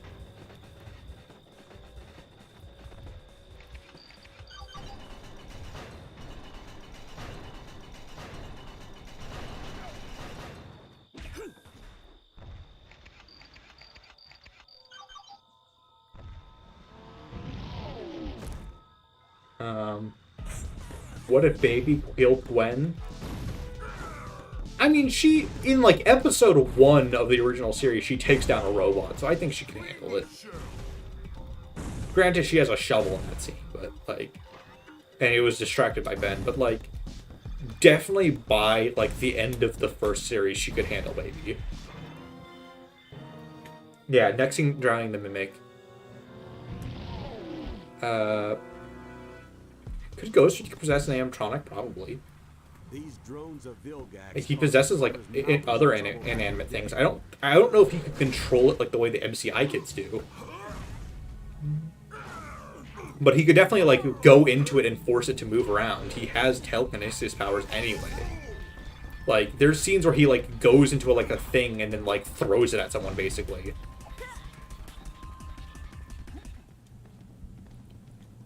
I don't think Gregory really works as a name for the bite victim, because it feels like I feel like Gregbot's effectively been debunked by the way the Mimic stories are going, because now it's not even actual fucking Afton. We have to argue a recreation of Afton, a robot that's trying to be William or replicate the essence of William, made a fucking robot replica or found a robot replica of the bite victim, who acts nothing like and is nothing like the bite victim. Which I feel like is such a bullshit, weird story point. DCI stands for Dead Children Incident, which is just the nickname for the second set of dead kids in FNAF 2.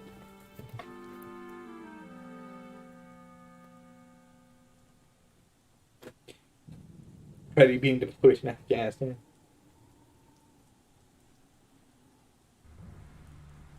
These drones of Vilgax caused the plumbers mountains of trouble back in the day. Vilgax team up when? I'm assuming you mean with the Aftons, and someone's getting double crossed there. Vilgax in Ben 10 is the king of double crossing. Like, every single continuity, Vilgax double crosses someone. Or gets double crossed. There is no allegiance with Vilgax. Dude might have the record for working with someone just to fuck them over. Or be fucked over.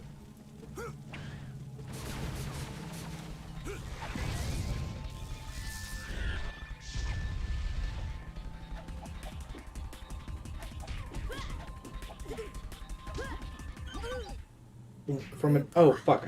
Damn, I was reading text again. Where do I want the story to go? I don't mind the Mimic. My biggest issue with Storyteller was that I think it's hard to put this into words. I don't think I ever wanted it to not be canon, per se. I don't think I care, really, whether certain stories are canon. Which is why I'm kind of impartial to, like, I think the Mimic is a fine way to go. Because it doesn't devalue Henry's efforts. Which I think is the biggest issue with Burn Trap being actual Afton. Literally completely undoes all of 6, which is, like, the best moment in the series. And feels like a kind of not reboot, if that's the way you go with it.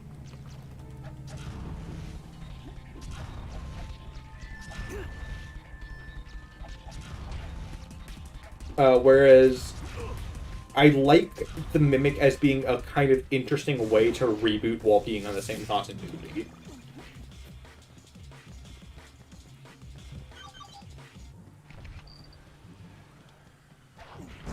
Oh, I actually think, absolutely, if they could, Vilgax and Afton would team up. If there was a crossover. The question is, who backstabs who first?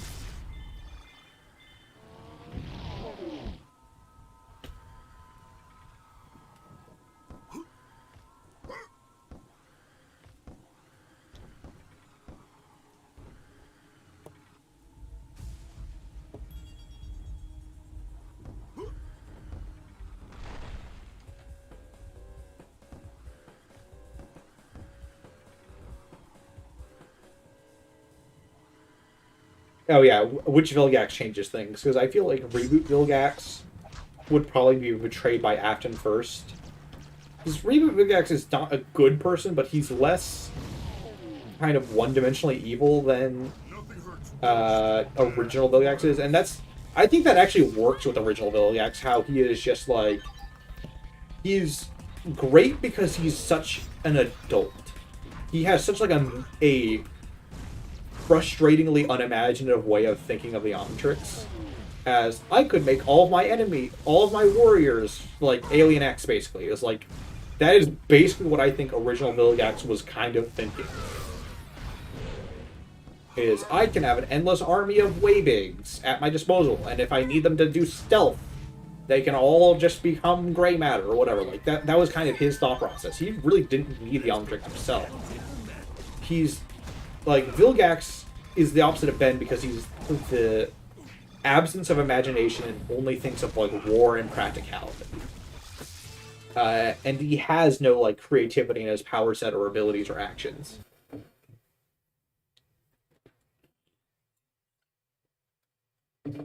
And then Alien Force is... Oh, Kevin Voss fight's coming up. No, I think absolutely Gregory is controlled by Afton. I think that's pretty inarguable. The question is to what extent is kind of the mystery left by GGOI. Like, the exact rules and how things are going to work is the question.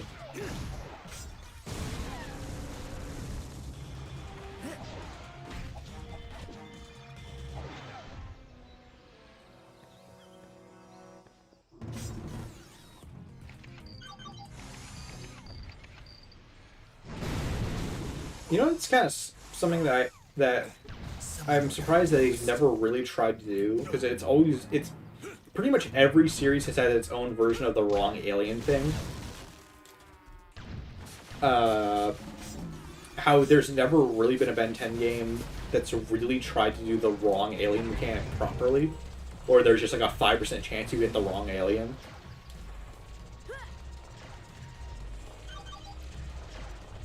Or something like that. I think that's like the perfect number for it. Like, just enough to notice it 1 in 5 times.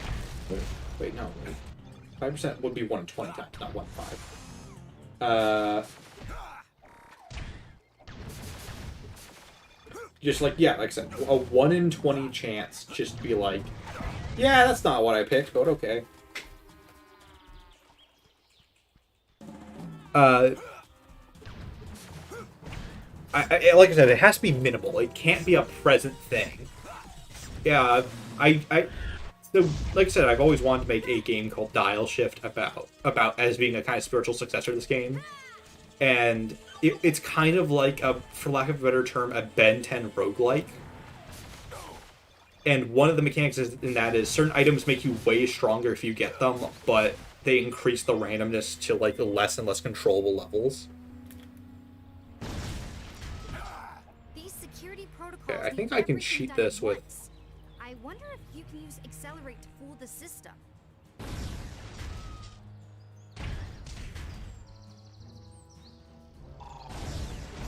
Yep, you can. I thought so.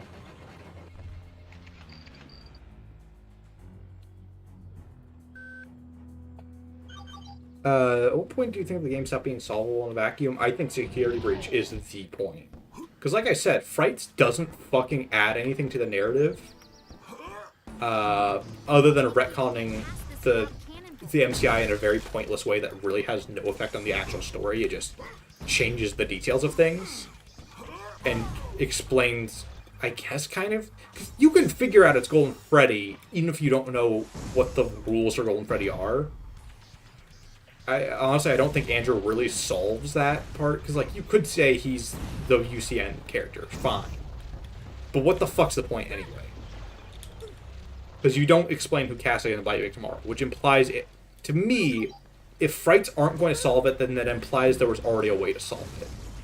Which I think just means that there's an explanation to the Bite Victim and Cassidy somewhere already there, but we're still not fully piecing together.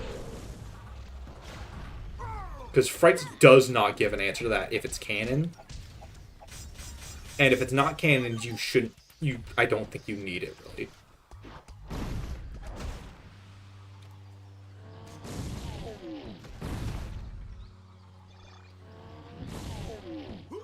And I...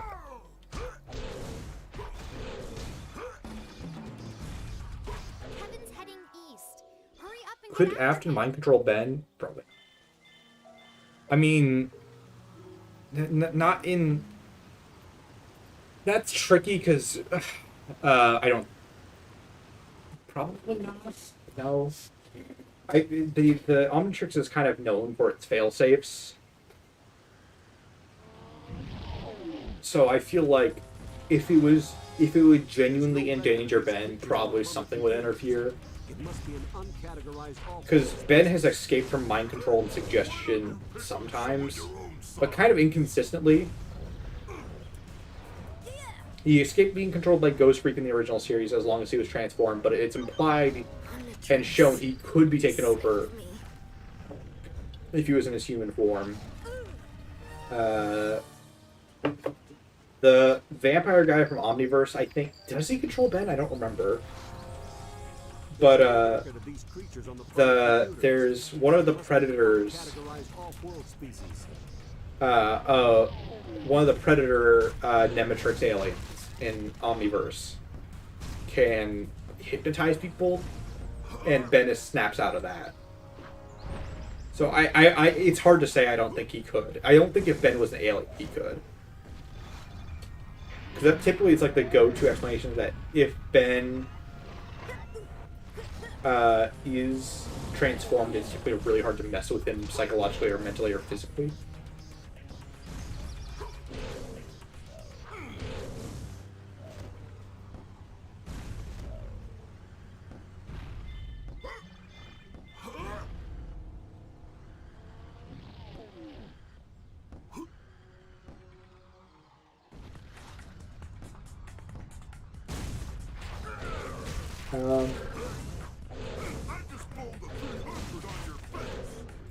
The Ruin Girl? No fucking idea. There's a reason I haven't ever talked about Ruin. It's the same thought I have on the stupid fucking Pigpen cipher in Security Breach. The weird triangle cipher in the sister location Michael room. It has a billion interpretations. all of them make sense. Almost all of them have like a way I could see that being true, and they're so flexible that they're not proof. Like almost no theory benefits from them, because it's like, because anything's possible with that fucking cipher, and I have a feeling it will probably become more obvious as if ruin happens and the mimic is like front and center, an important thing all the way through, and it's clear that's what the mimic is.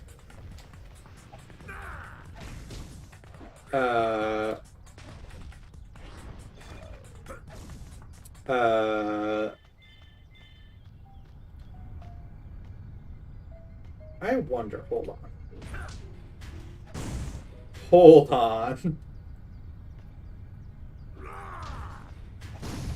Fuck, it doesn't. The hitbox doesn't go that far. Dang. I don't think Heat Blast version does either. I'm gonna try and do almost all the puzzles wrong. No, it doesn't go far enough. Okay. They thought around it. Come on, Ben. Think fast. Like accelerate.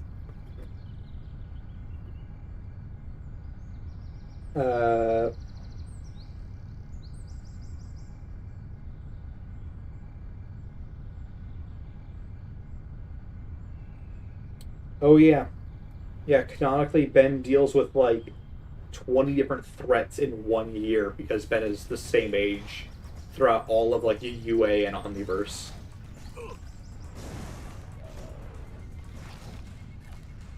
Which is, I think is, they really should have just said he's 17. It's not like that changes anything. It just makes it so it doesn't have to happen all in 1 year.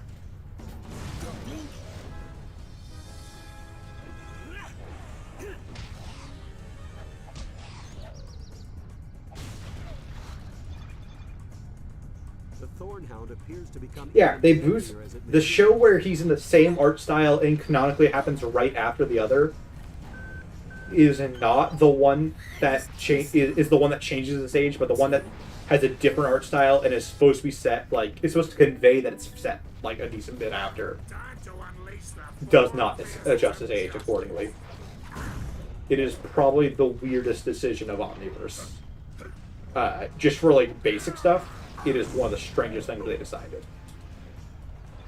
Because like, it does not make sense to have an 8th season show exist in the same year as the prior show.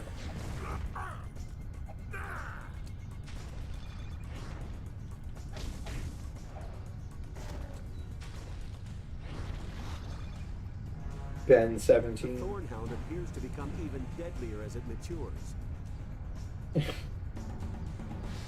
What's your thoughts on the original Benjamin 10th continuity? I think it's good. I think the original continuity is better than the reboot, but that's because I feel like the reboot's a little held back. Just because it's like trying to be different and not, but it's also trying to expand on things and set things up, and yet its 10-minute episode format kind of doesn't let it expand upon things.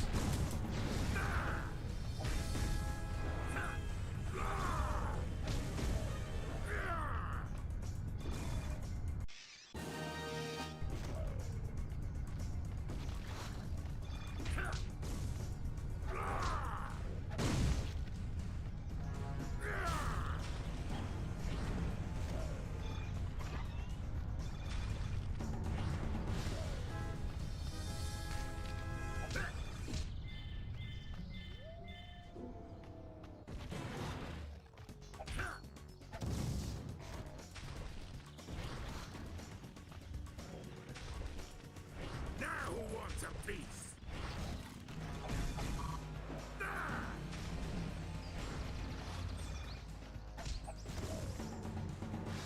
Okay, I need to. I think my throat's getting a little tired, and I did want to record something. I think I actually did want to record the Ben. Hero. One last time. Let me see, how long have I been streaming?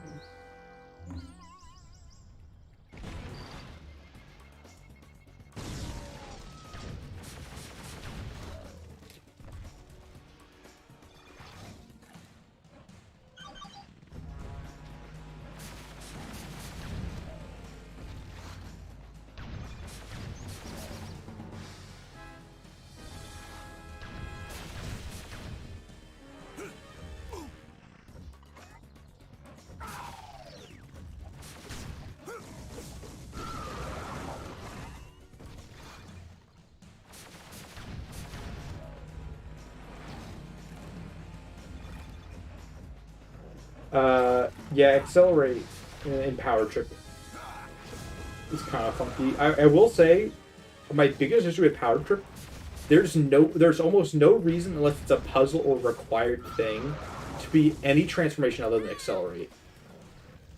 If you're not required to be anyone else, you always play as accelerate. It can't tame the flame. He's just faster. His combos are ridiculously good.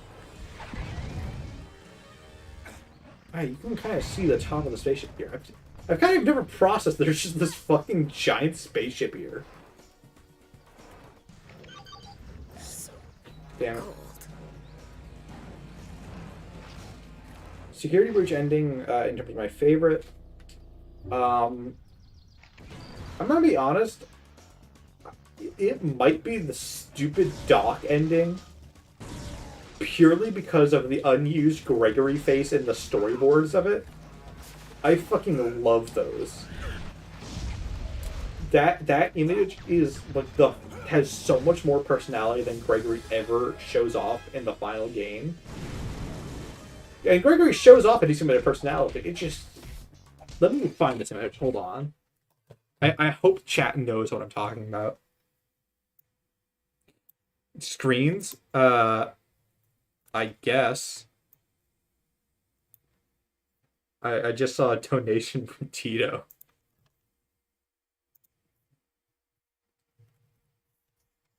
Yeah, let me see if I can...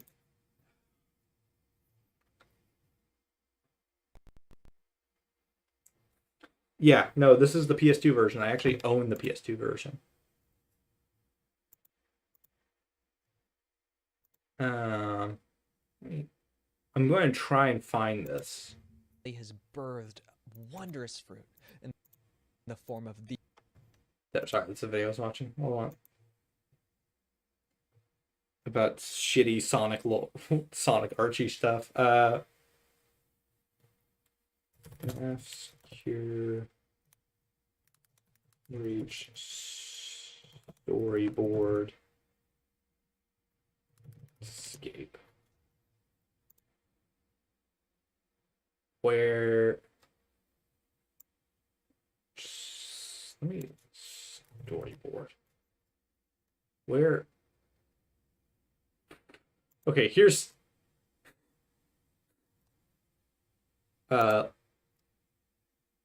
me see what is this from? There we go. I found them. I found what I've been looking for. Apparently this is on Tumblr.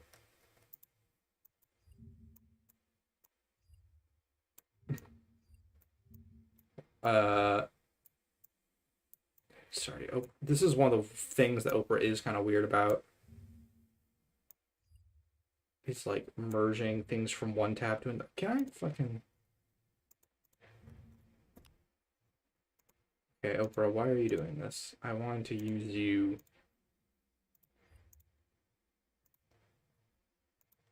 Okay, let me try and get this set up so the stream can exist. Okay, let me...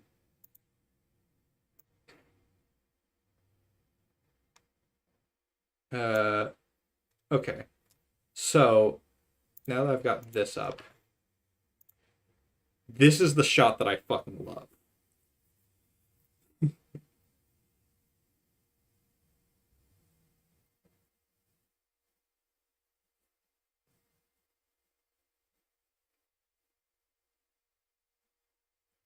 This is the shot that single-handedly makes me love the car getaway ending. There are some other funny ones here, like the shot of Vanny and Freddy being splat on the ground cartoonishly.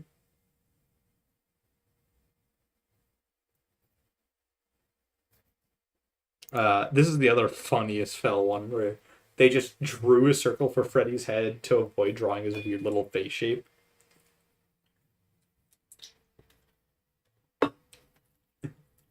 Like, this is profile picture worthy.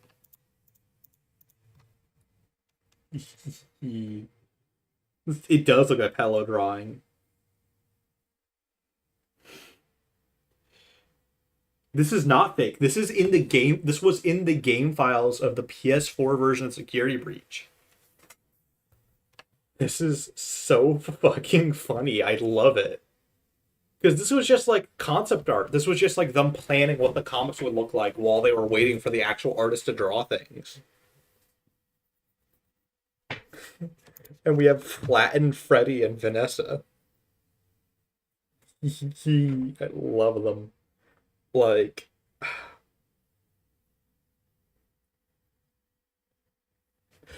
everyone's so round. It's clear the person who did this just draws a circle for a head shape. Like, every time.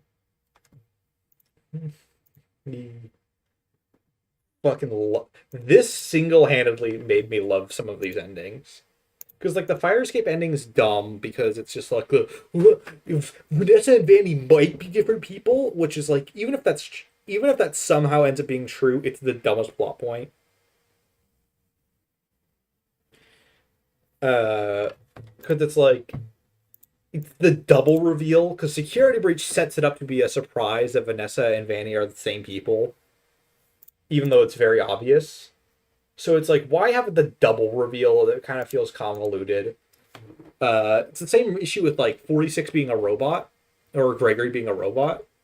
It's like, oh, he had a fake family that was covering up the fact that he had a good family, but that good family wasn't real because he's a robot.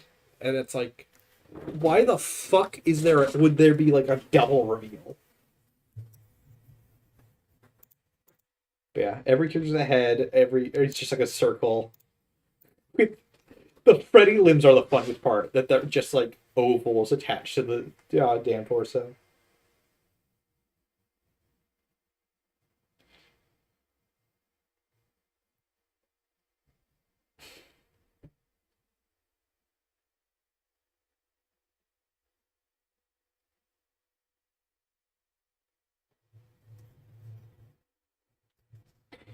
If Ruin isn't entirely designed in the style we ride. Round shifts at Freddy's, the best fan designs. I love them all. These images are so fucking funny. Here, let me save them so I don't actually spoil stuff coming up, but look at Ben 10 for a second while I save these to my fucking I'll save these to like my there.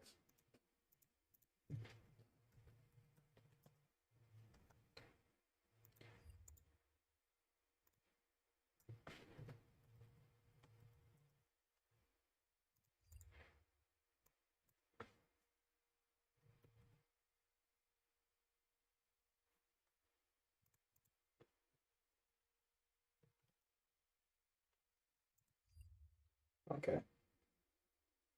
If the Ben 10 reboot had the style, it would be S tier. It would be so funny. Aubergine Man drawing that style, that'd be very fun too. Okay. Vanny's face looks like a fucked up pizza. It does.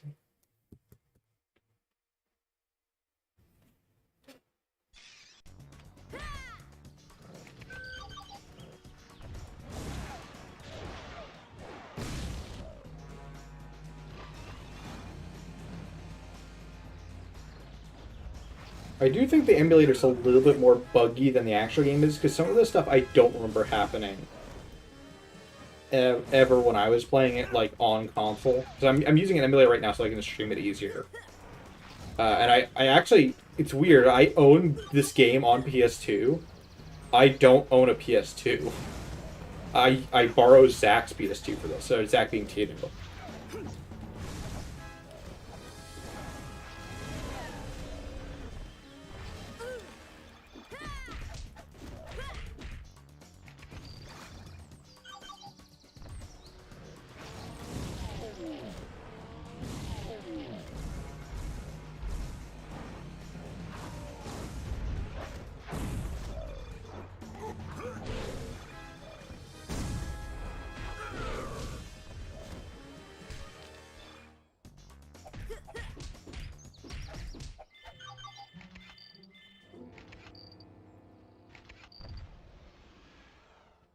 LLC lore? Who knows?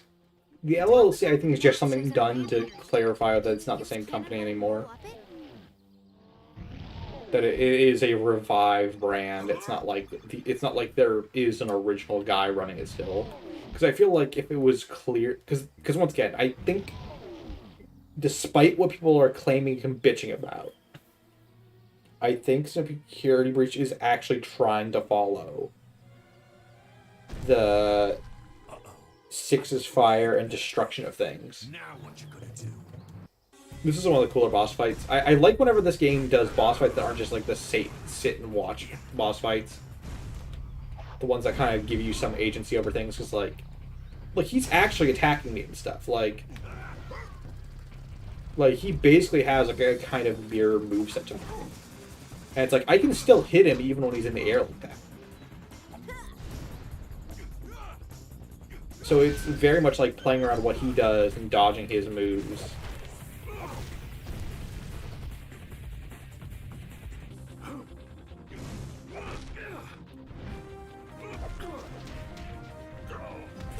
Now he's like kicking my ass, and I've got to be careful and book it and all that. Like, this fight is so much better than some of the...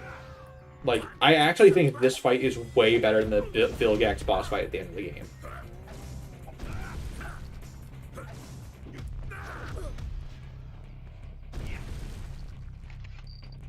Like, if it was just scaled to be harder,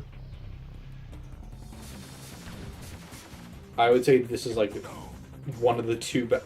Hex also has a pretty good boss fight, he's just not hard enough. And some parts of Ghost Rig's boss fight are pretty good. Yeah, the trio is more iconic than Rook, but Rook still rules.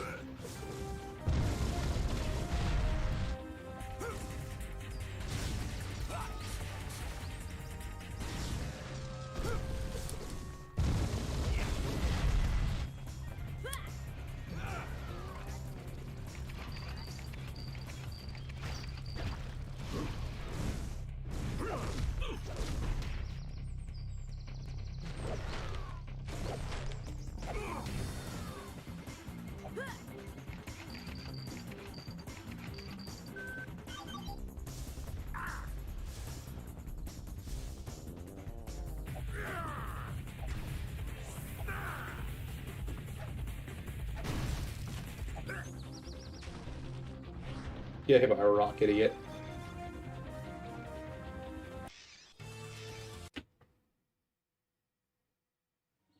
You may have beaten me, but it doesn't matter.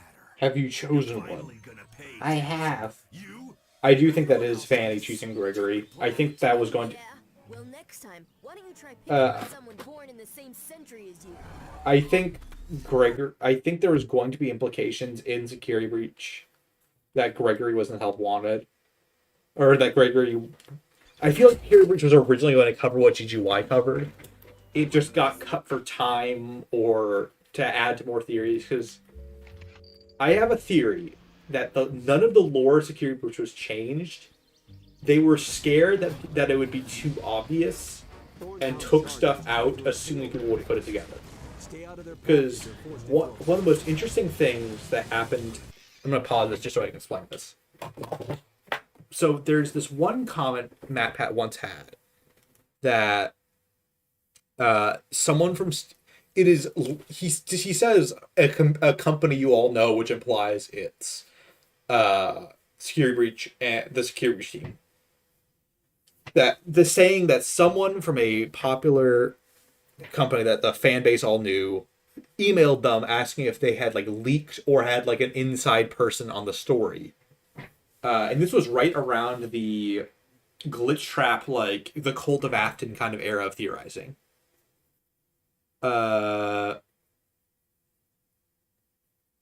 And I think what happened was Matt was kind of figuring out the story a little too fast. So rather than change it, I don't think they actually changed the lore that much. I think they took out clues of it because they assumed the FNAF fan base was better at figuring out things than they ever actually have been. It could have been Hello Neighbor, but I think regardless, this is something that kind of happened. I have not seen the Drowning leaks. I'm probably going to wait till that book comes out to actually talk about it. I can theorize about it for now, but I don't. Maybe I will. Would people want to see me talk about the leaks before the book comes out? Because I waited till GGY came out, but it also kind of felt like I was late to the GGY party because I waited. It might have been a different indie game, but who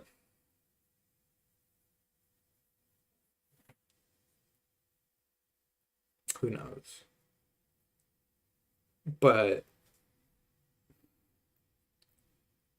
you don't have to spam things, Sage Dally. I've been talking about that. I've been talking about Gregory being 46.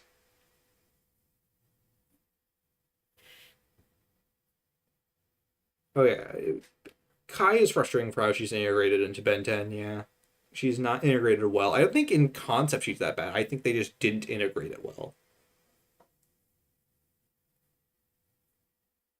Yeah, on one hand, I could see the team at Hell Neighbor emailing MatPat. On the other hand, I don't think they would be desperate enough to deter MatPat like that.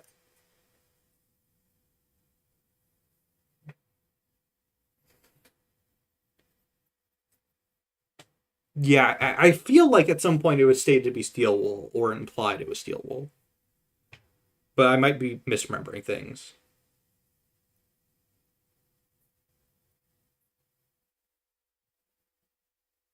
Crying Child's William Afton. Every single short story that comes out, I feel like after GGY has had people be like, this has some interesting implications.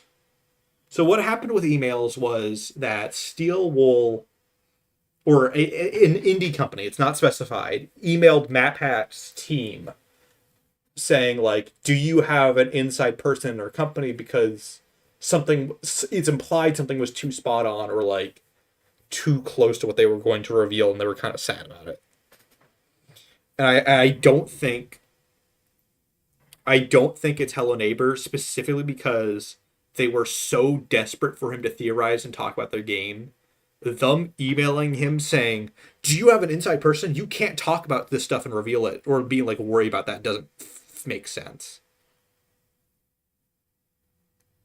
So I feel like it would have to be either the Meatly would send that kind of email, which is unlikely because I don't think MatPat's final theories were actually that good. And also this was kind of during a bendy drought of content, so it doesn't really fit there. I'm new to your channel. What's your thoughts on the meta effect of the books on the timeline lore? I think it was just kind of what Scott's way of writing down ideas that he thought about using for the games. And that I think it's exactly what he said it originally was.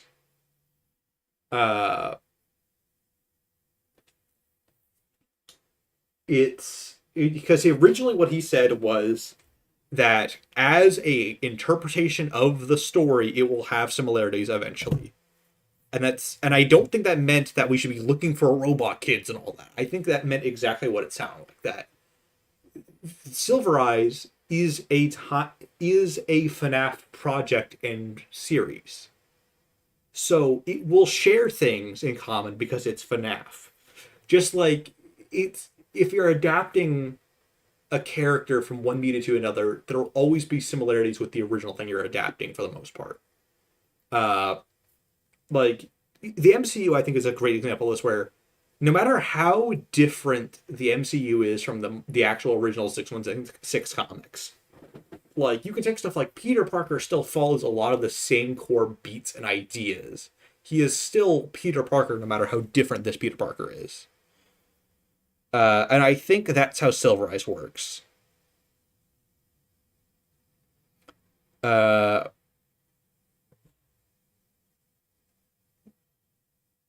A definitive ending to FNAF? It kind of depends. I don't think we're anywhere near an ending, but I do think eventually FNAF will have to end. I think there is a chance it couldn't end and it could become a Mario style thing where there's always a new entry regardless. But I feel like the FNAF lore, as we understand it now, has to end eventually. The question... I feel like, though, if it does end, it will be segueing into new lore or new characters in the same universe. Or a new universe, or a reboot.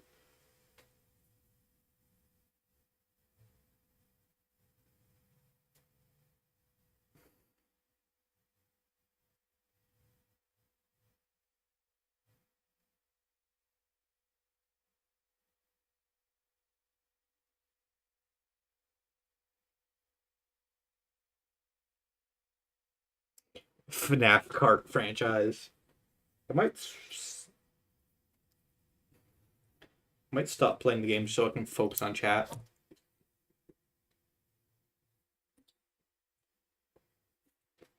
I mean, am I fighting anyone in this area?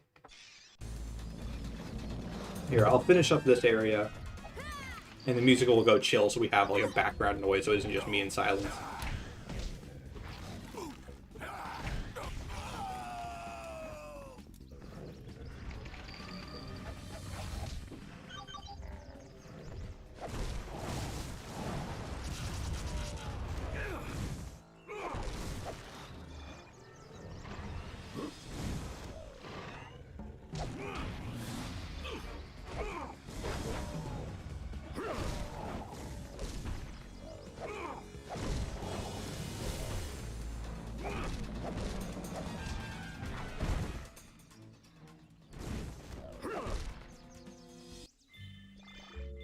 There. This gives us some music to go with.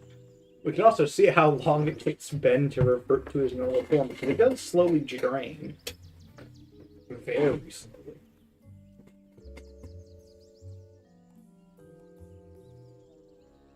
FNAF dating sim, it is pretty silly.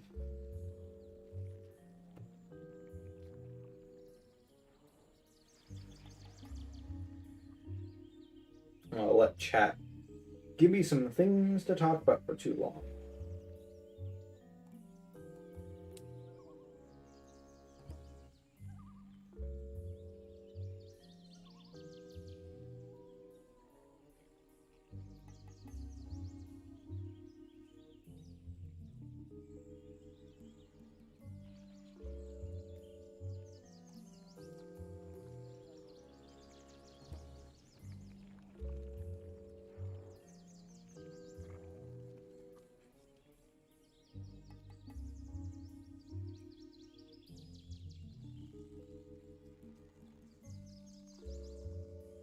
And the crying child.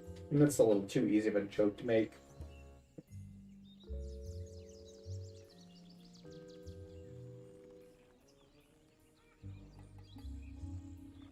The possibility of a more condensed timeline. It's... Talk about peanut butter. Peanut butter's fine. Peanut butter's mid. I feel like Tails is doing a little too... It's kind of doing too much and not enough at the same time. It's a little hard to explain. Here, let me have like a close-up. Because I've never actually gotten to see these aliens like this close. It's like, there's so many things happening at the same time, like, only a fraction of those things matter. FNAF movie? Yeah, I think I'll cover it. Glamrock Trade being possessed. I am so indifferent on that whole topic. Because there are moments where it seems like there is something weird going on with Glamrock Freddy. But I don't know if it's him being possessed or not. It's interesting that even this Ben's Omnitrix is really good. There is green. There's a good one. Turning up the heat blast furnace.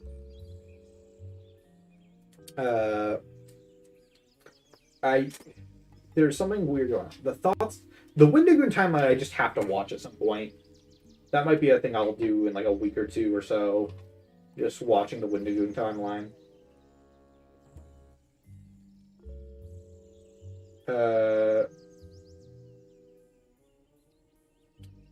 Yeah, for the topic of why...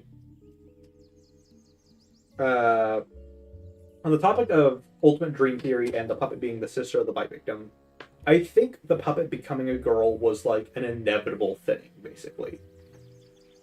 I think that was just like a pretty destined plot point to happen that Scott had been toying with all the way back then.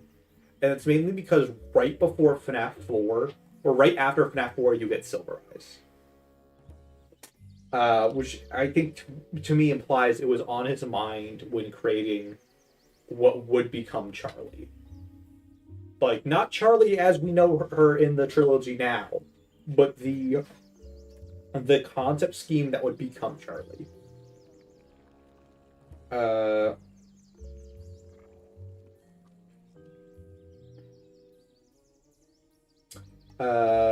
Vilgax sucks. It's definitely the worst Vilgax other than maybe Omniverse, but I need to rewatch Omniverse Vilgax for an opinion.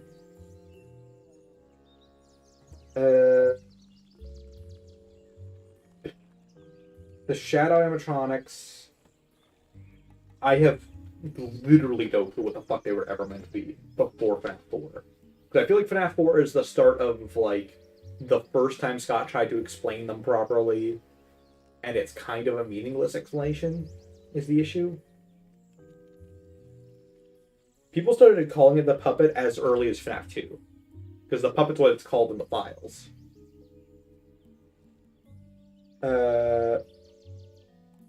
You can criticize Ultimate Dream Theory. I can talk about that. I will talk about in the meantime. One thing I would add and remove. I think I would remove FNAF 4 pretty much entirely, with the exception of the implication that there is a first kid who dies, and that kind of sets up William's killer journey. I actually I take that back. I think the way I would do instead of adding something, I think I would change something. I think I would make the bite victim the puppet, and have this kind of dramatic irony where William is obsessed with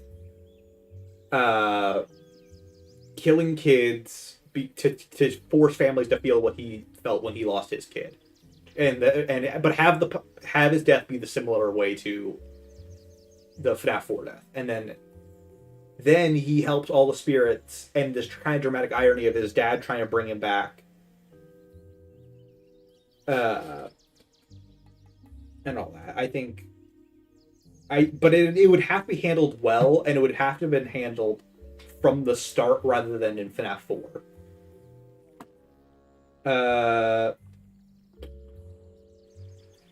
Yeah, it's also called the weird puppet thing. You stabbed me! God, the UA of Vilgax is terrible at times.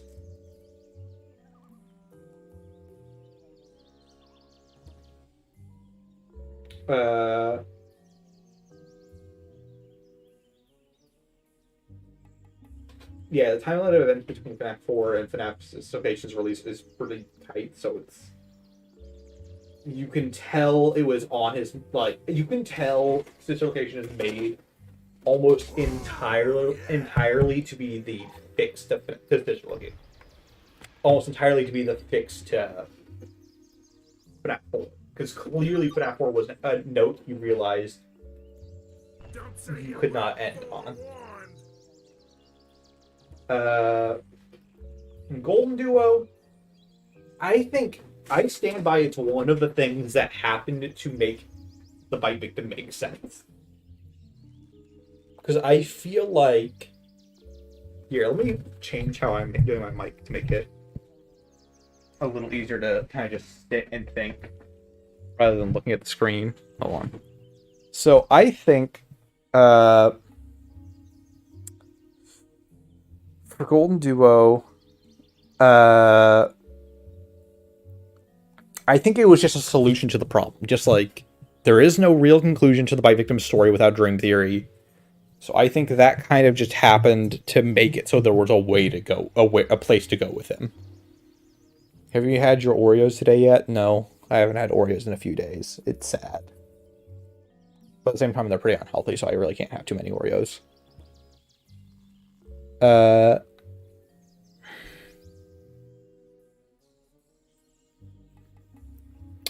It is kind of interesting how there's no, like, in-service staff bots that we see for the most part. I feel like Golden Duo really was the patchwork to try and justify two characters who were completely different coexisting. That is all I think of Golden Duo. Is I feel like, unlike a lot of other retcon kind of theories, or like theories like that, it has a clear reason to exist. This is kind of one of the things I don't like about Fright's or Stitch line is it doesn't justify itself. Really, like, what this would change and add is so little in exchange for the effort and amount of books and things you would have to do to learn it. Bite Victim 5th, if you mean like Cassidy Victim, because here's the thing, I don't know what the difference between Bite Victim 5th and Cassidy Victim is. Because I was introduced to Cassidy Victim as the idea that the 5th missing kid was retconned into being the crying child, and that only 4 kids die, plus Charlie as the 5th missing kid, quote unquote.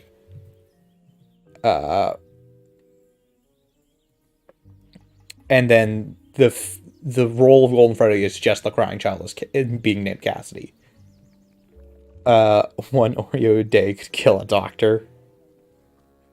The Oreo tangent is the most correct thing in this channel. I will not take any notes on that. Mike Schmidt, Fritz Smith, Spink Slips. I think it was just a running joke that you're tampering with these shitty old suits that are filled with dead carcasses, so you start reeking of dead kids you've been tampering with, and obviously you're fired for tampering with their AI. Because that's canonically what you're doing in the Custom Nights. You are literally going into these rotted, carcass-filled suits and changing shit around to give yourself more of a challenge, or not a challenge. That's what Bite Victim 5th is? The Bite Victim dies and then gets resurrected by William with Remnant only to kill him again in the MCI. That's what that is?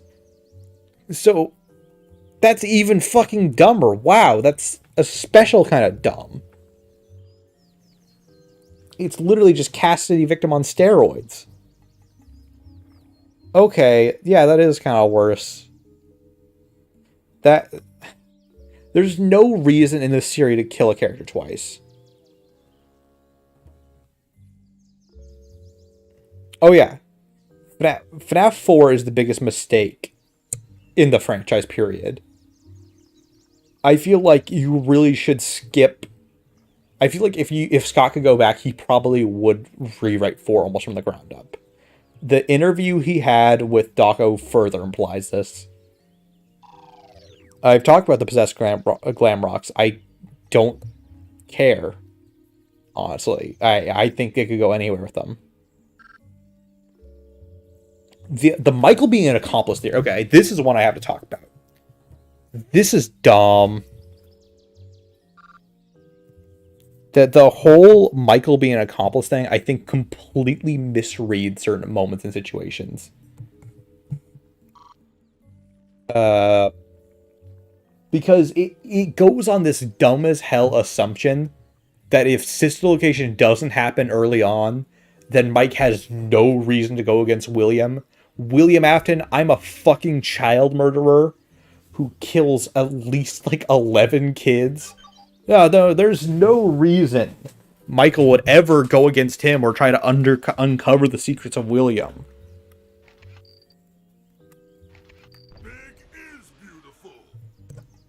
Body positive cannon bolt. There's theories that someone died twice. It is not fact. And I don't think it's a good theory. Molten MCI is something I'm so split on, because it's like, it is absolutely a way to read the situation of FNAF 4 and FNAF 6. It is absolutely a way to read FNAF 6. But there are so many weird inconsistencies and frustrating things that come from it.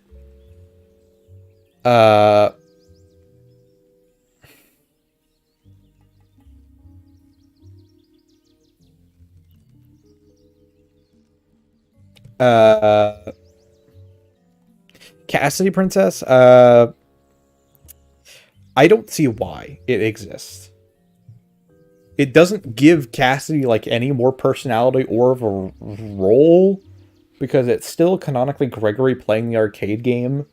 So it just means Gregory, the plot of that and, like, the Ludo narrative there is Gregory forces / helps a actual video game in which Cassidy's in to free Vanessa, which is really weird storytelling and very awkward.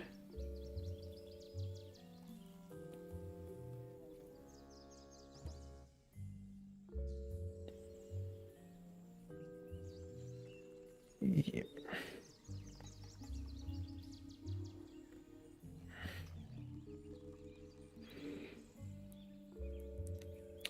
It's really hard to make an argument on how William and Henry's dynamic at times, because here's the frustrating thing is the books make it clear that Henry is imagination and creativity while William is greed and financial.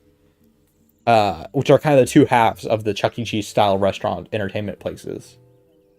But on the other hand, the games are almost the inverse. In the games, we don't see much of Henry, so it's a little hard to tell what his character is.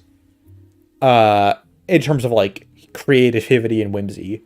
But William seems to be he still seems to have this industrial mindset, but he's a lot smarter in a technical sense relative to his own story.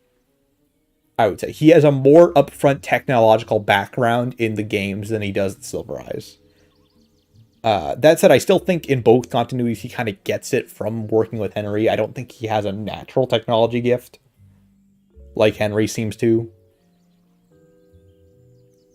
How close to solving the timeline do you think we are? Here's the thing. I think there is absolutely someone who has said the correct timeline at some point. The issue is right now isn't really finding pieces anymore. It's knowing what are the correct pieces and what correct way they fit. I mean, yeah, he still makes the fun times in the books. It's basically the same. It's just I'm trying to it's Henry. I'm trying to find a way to convey it. William seems more consistently tied with the origin of Freddy's than Henry overtly has, I think, is the way to explain it. Because William clearly was around and important all the way back in Fredbear's Family Diner. It is only loosely implied that Henry does, but that's more... A lot of the problems is we don't... I know Prisons of my own making is a Henry quote. But is that specifically the classic animatronics, or is it the Fredbear animatronics? Is it like at what point does Henry come involved? And that's mostly an issue with FNAF 6 in general, where Henry kind of comes out of nowhere. I sound like Hank Green. Maybe I do.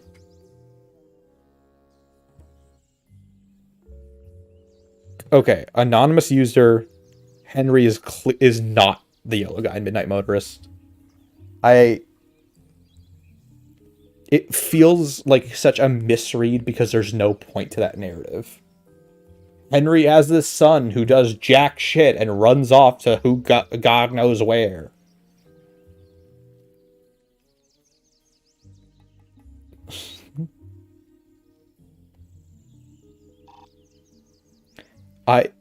Tito knows nothing about FNAF, so when you see his comments, don't worry about it.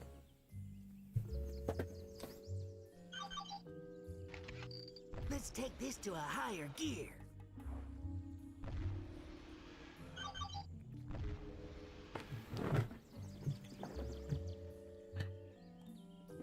Andrew, Midnight Motorist, then we have another body to worry about, don't we? Because isn't there 6 into the Into the Pit MCI kids? So where did that kid come from otherwise? I don't see that narrative. Am I misremembering that? Yellow/orange guy, I think, is just William outright. I feel like Andrew Midnight Motorist doesn't solve anything. It just means we have fucking, like, because that means, yeah, there's too many bodies to worry about. Oh, I guess I'm Bird Blue.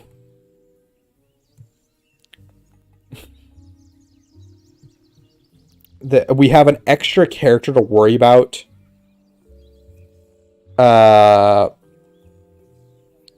If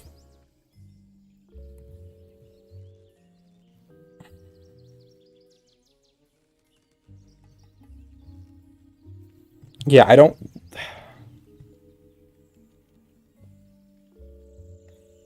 I mean, but that okay. Here's the thing: who is number 7 then? Who is I? Because okay, actually no. The math. If okay, let's say Stitchline's is canon for the sake of this argument. The math doesn't work out for Andrew being in the Midnight Motorist. Because you would have number 7 would be Charlie, hypothetically, or Charlie would be part of this batch of characters. And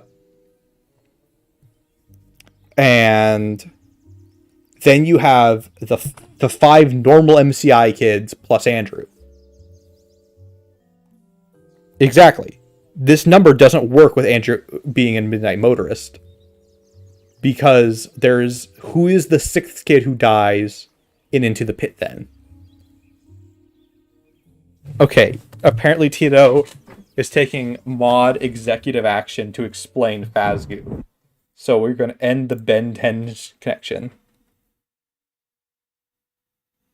Exactly. That number checks out, but doesn't work out.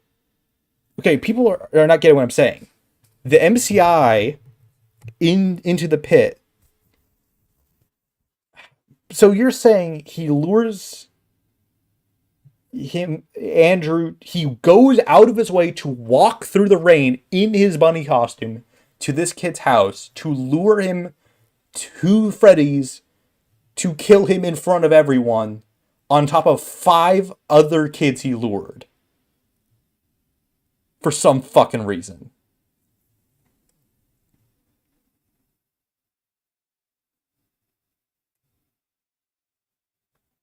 Okay. Zach, explain FNAF lore. Hello? Oh, hold on, let me... Oh, wait, hold on. No, that's not how that works. God damn it. The stream is caught up to me existing yet. Explain the FNAF lore. Go. Okay, so Phasgu, I imagine, doing a little bit of research, doing a little bit of snooping around in the background.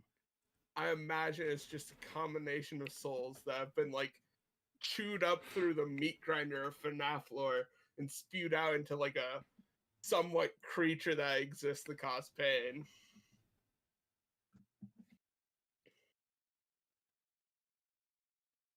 Phasgu isn't canon, is it? Phasgu is unknown canon. It probably isn't. Phasgu is what happens when you leave something in like the kitchen too long at a FNAF like pizzeria. Like basically Phasgu is just like a can of pineapple for like pineapple pizza that you forgot in the back a little bit too long. And like the chefs didn't take care of it properly. So now like it's rotting and it's grown sentience. And like it got mixed in with a bit of the animatronics because it was sludging around in the back.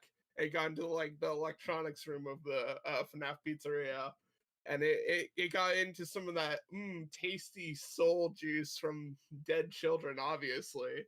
And now what you have is this big old pineapple-y pink abomination slithering around in the back of a pizzeria, ready to slurp up wherever unassuming customer comes by on their off day.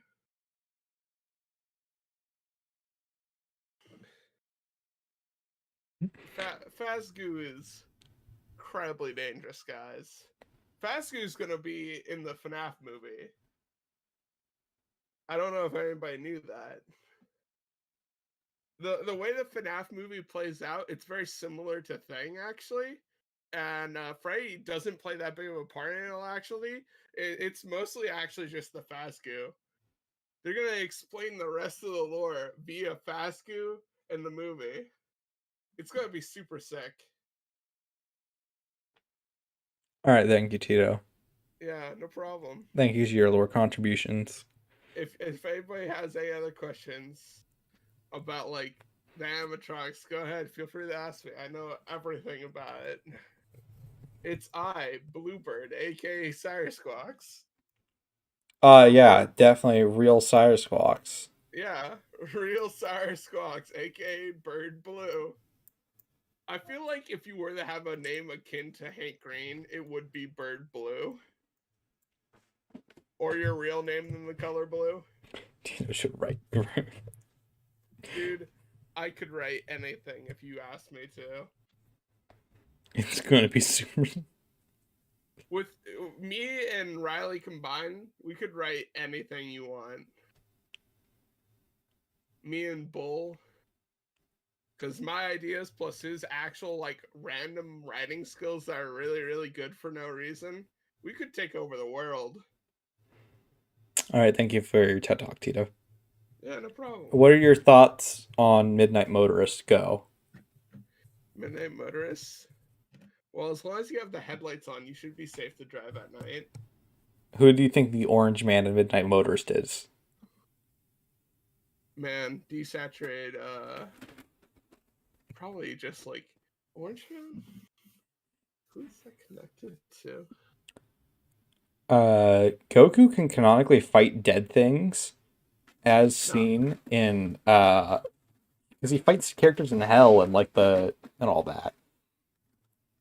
And he fights as a ghost, so yeah, he could probably fight ghosts. It would be really scary for you is if one day I actually like did read up on FNAF lore and understood and then joined a stream and actually explained something probable. That would be very funny. You just study one very specific theory and make it the only thing you know. When people try and pull it aside to like a different theory, I'm like, no, sorry, that isn't Fasgu. That's not canon. You become the #1 Fasgu expert. Tito, I need an explanation of Fasgu. Well, you see, adjusts glasses, pours a cup of tea, throws away into the fire mantle. Lights fire, sits down, opens up unnecessarily large red leather book, slides finger down to part of a page. Fasgu all started with. Yes, he would attack them as a ghost. He attack ghosts as a ghost, clearly. Okay, Tito, important question. Yeah. Who is the girl in the ruin poster for Security Breach? The ruin poster. Let's gaslight you for FNAF theories. Here's the thing. You don't have to gaslight me. You can just be like, hey, FNAF theories, please. And I'll, like, throw you one every now and then. It's great. Oh,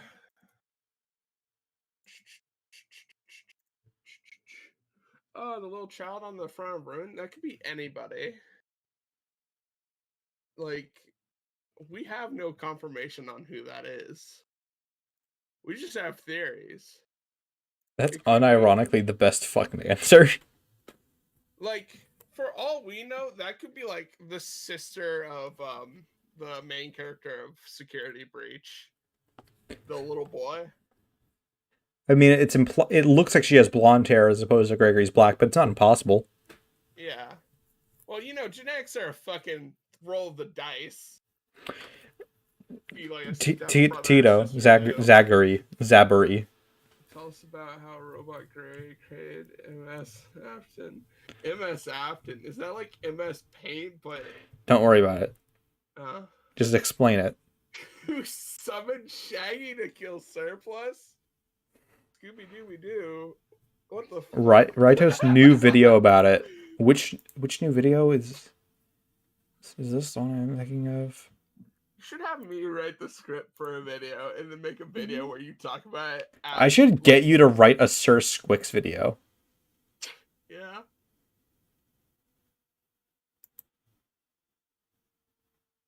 steel wool. Oh boy. Uh, Of course, bird or yeah, blue bird over here. Bird For the last- blue. oh, Right. the Susie video, yeah. Or it's not about Susie entirely, but that is a similar topic. Is that what we nicknamed the girl on Ruin? No, it's a character from the prior games that people think might be connected to this girl somehow. It's kind of one of those. There's different ideas floating around for how it would work. Like, because in some FNAF stuff, sometimes spirits can kind of physically manifest and move around. What?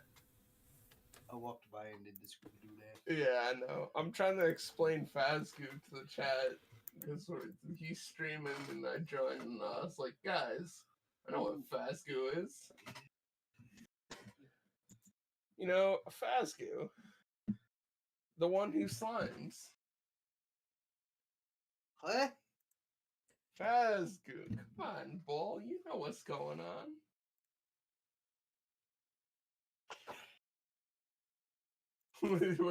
what you doing there?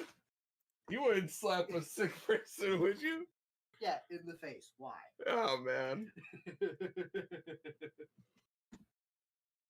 Was the real Midnight Motorist the friends we made along the way? If after make a video for it.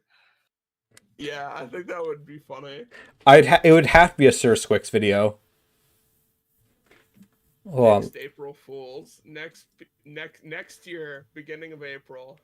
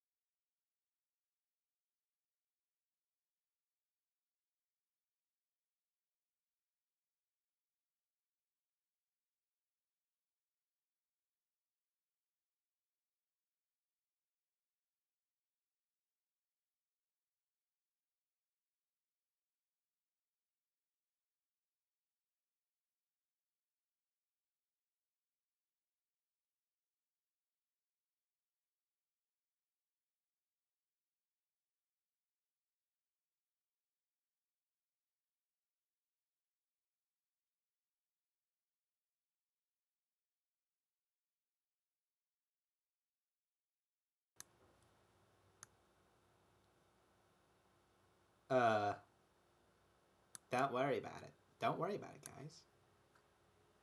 Don't worry about it. What do you mean by that, Kerm?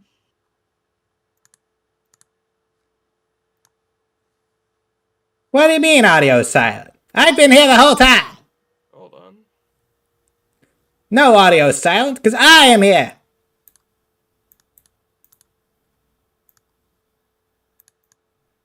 Oh, okay. Who knows? It is I, Silas Squawks. And by Silas Squawks, I actually mean Sir Squeaks.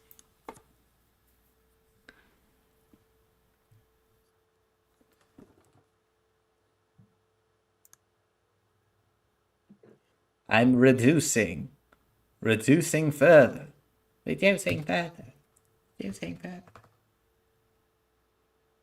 Holy shit, 1940s Cyrus Squawks. 1940s?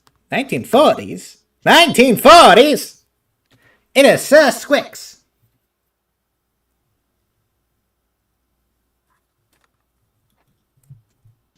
Are you questioning your sanity, or are you not? I am not Miss Afton, nor am I the Bite of 87. No, no. Since the audio cut out, a lot of people don't know that this is Sir Squix, the counterpart to Sir Squawks. It's like a weird pet. And as I explained, it's like a Wily. It works on Wily cartoon or Wily Coyote cartoon logic. Where you drop amble on somebody's head and then they just like come out like a pancake. That's how Sir Squix works. I have no idea what he's talking about. Sir Squawks was never real. You're right, Kerm. I'm actually the real YouTuber. I just have a lot of voices. Tito's not real. I'm sorry, Squawks.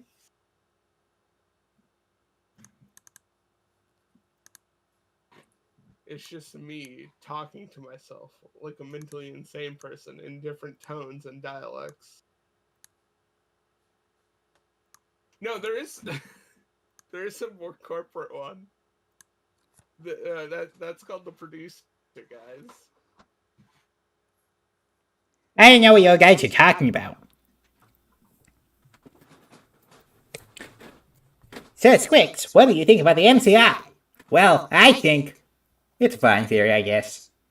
Meh.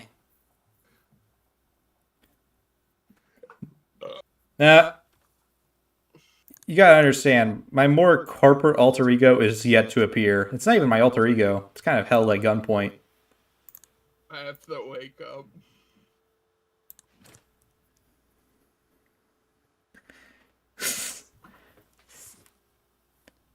Sasquatch is an illusion that's made to throw off the fanbase from the truth. Lally was the real main character of FNAF.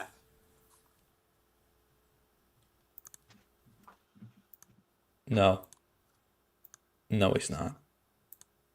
No, he isn't. I mean, that's a little harsh on the theory, but I guess.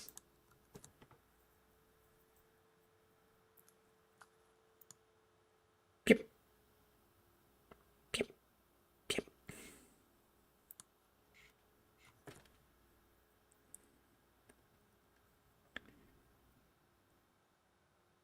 You could be hallucinating. You never know. Hallucinated? I don't know what you're talking about.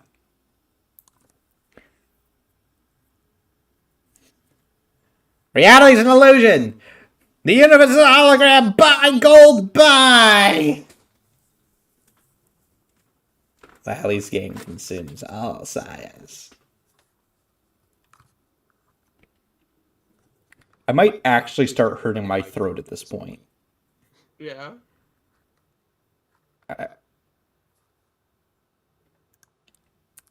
Squix, do you have any send-offs? Well, you guys see. I can grow. Whoa. Whoa.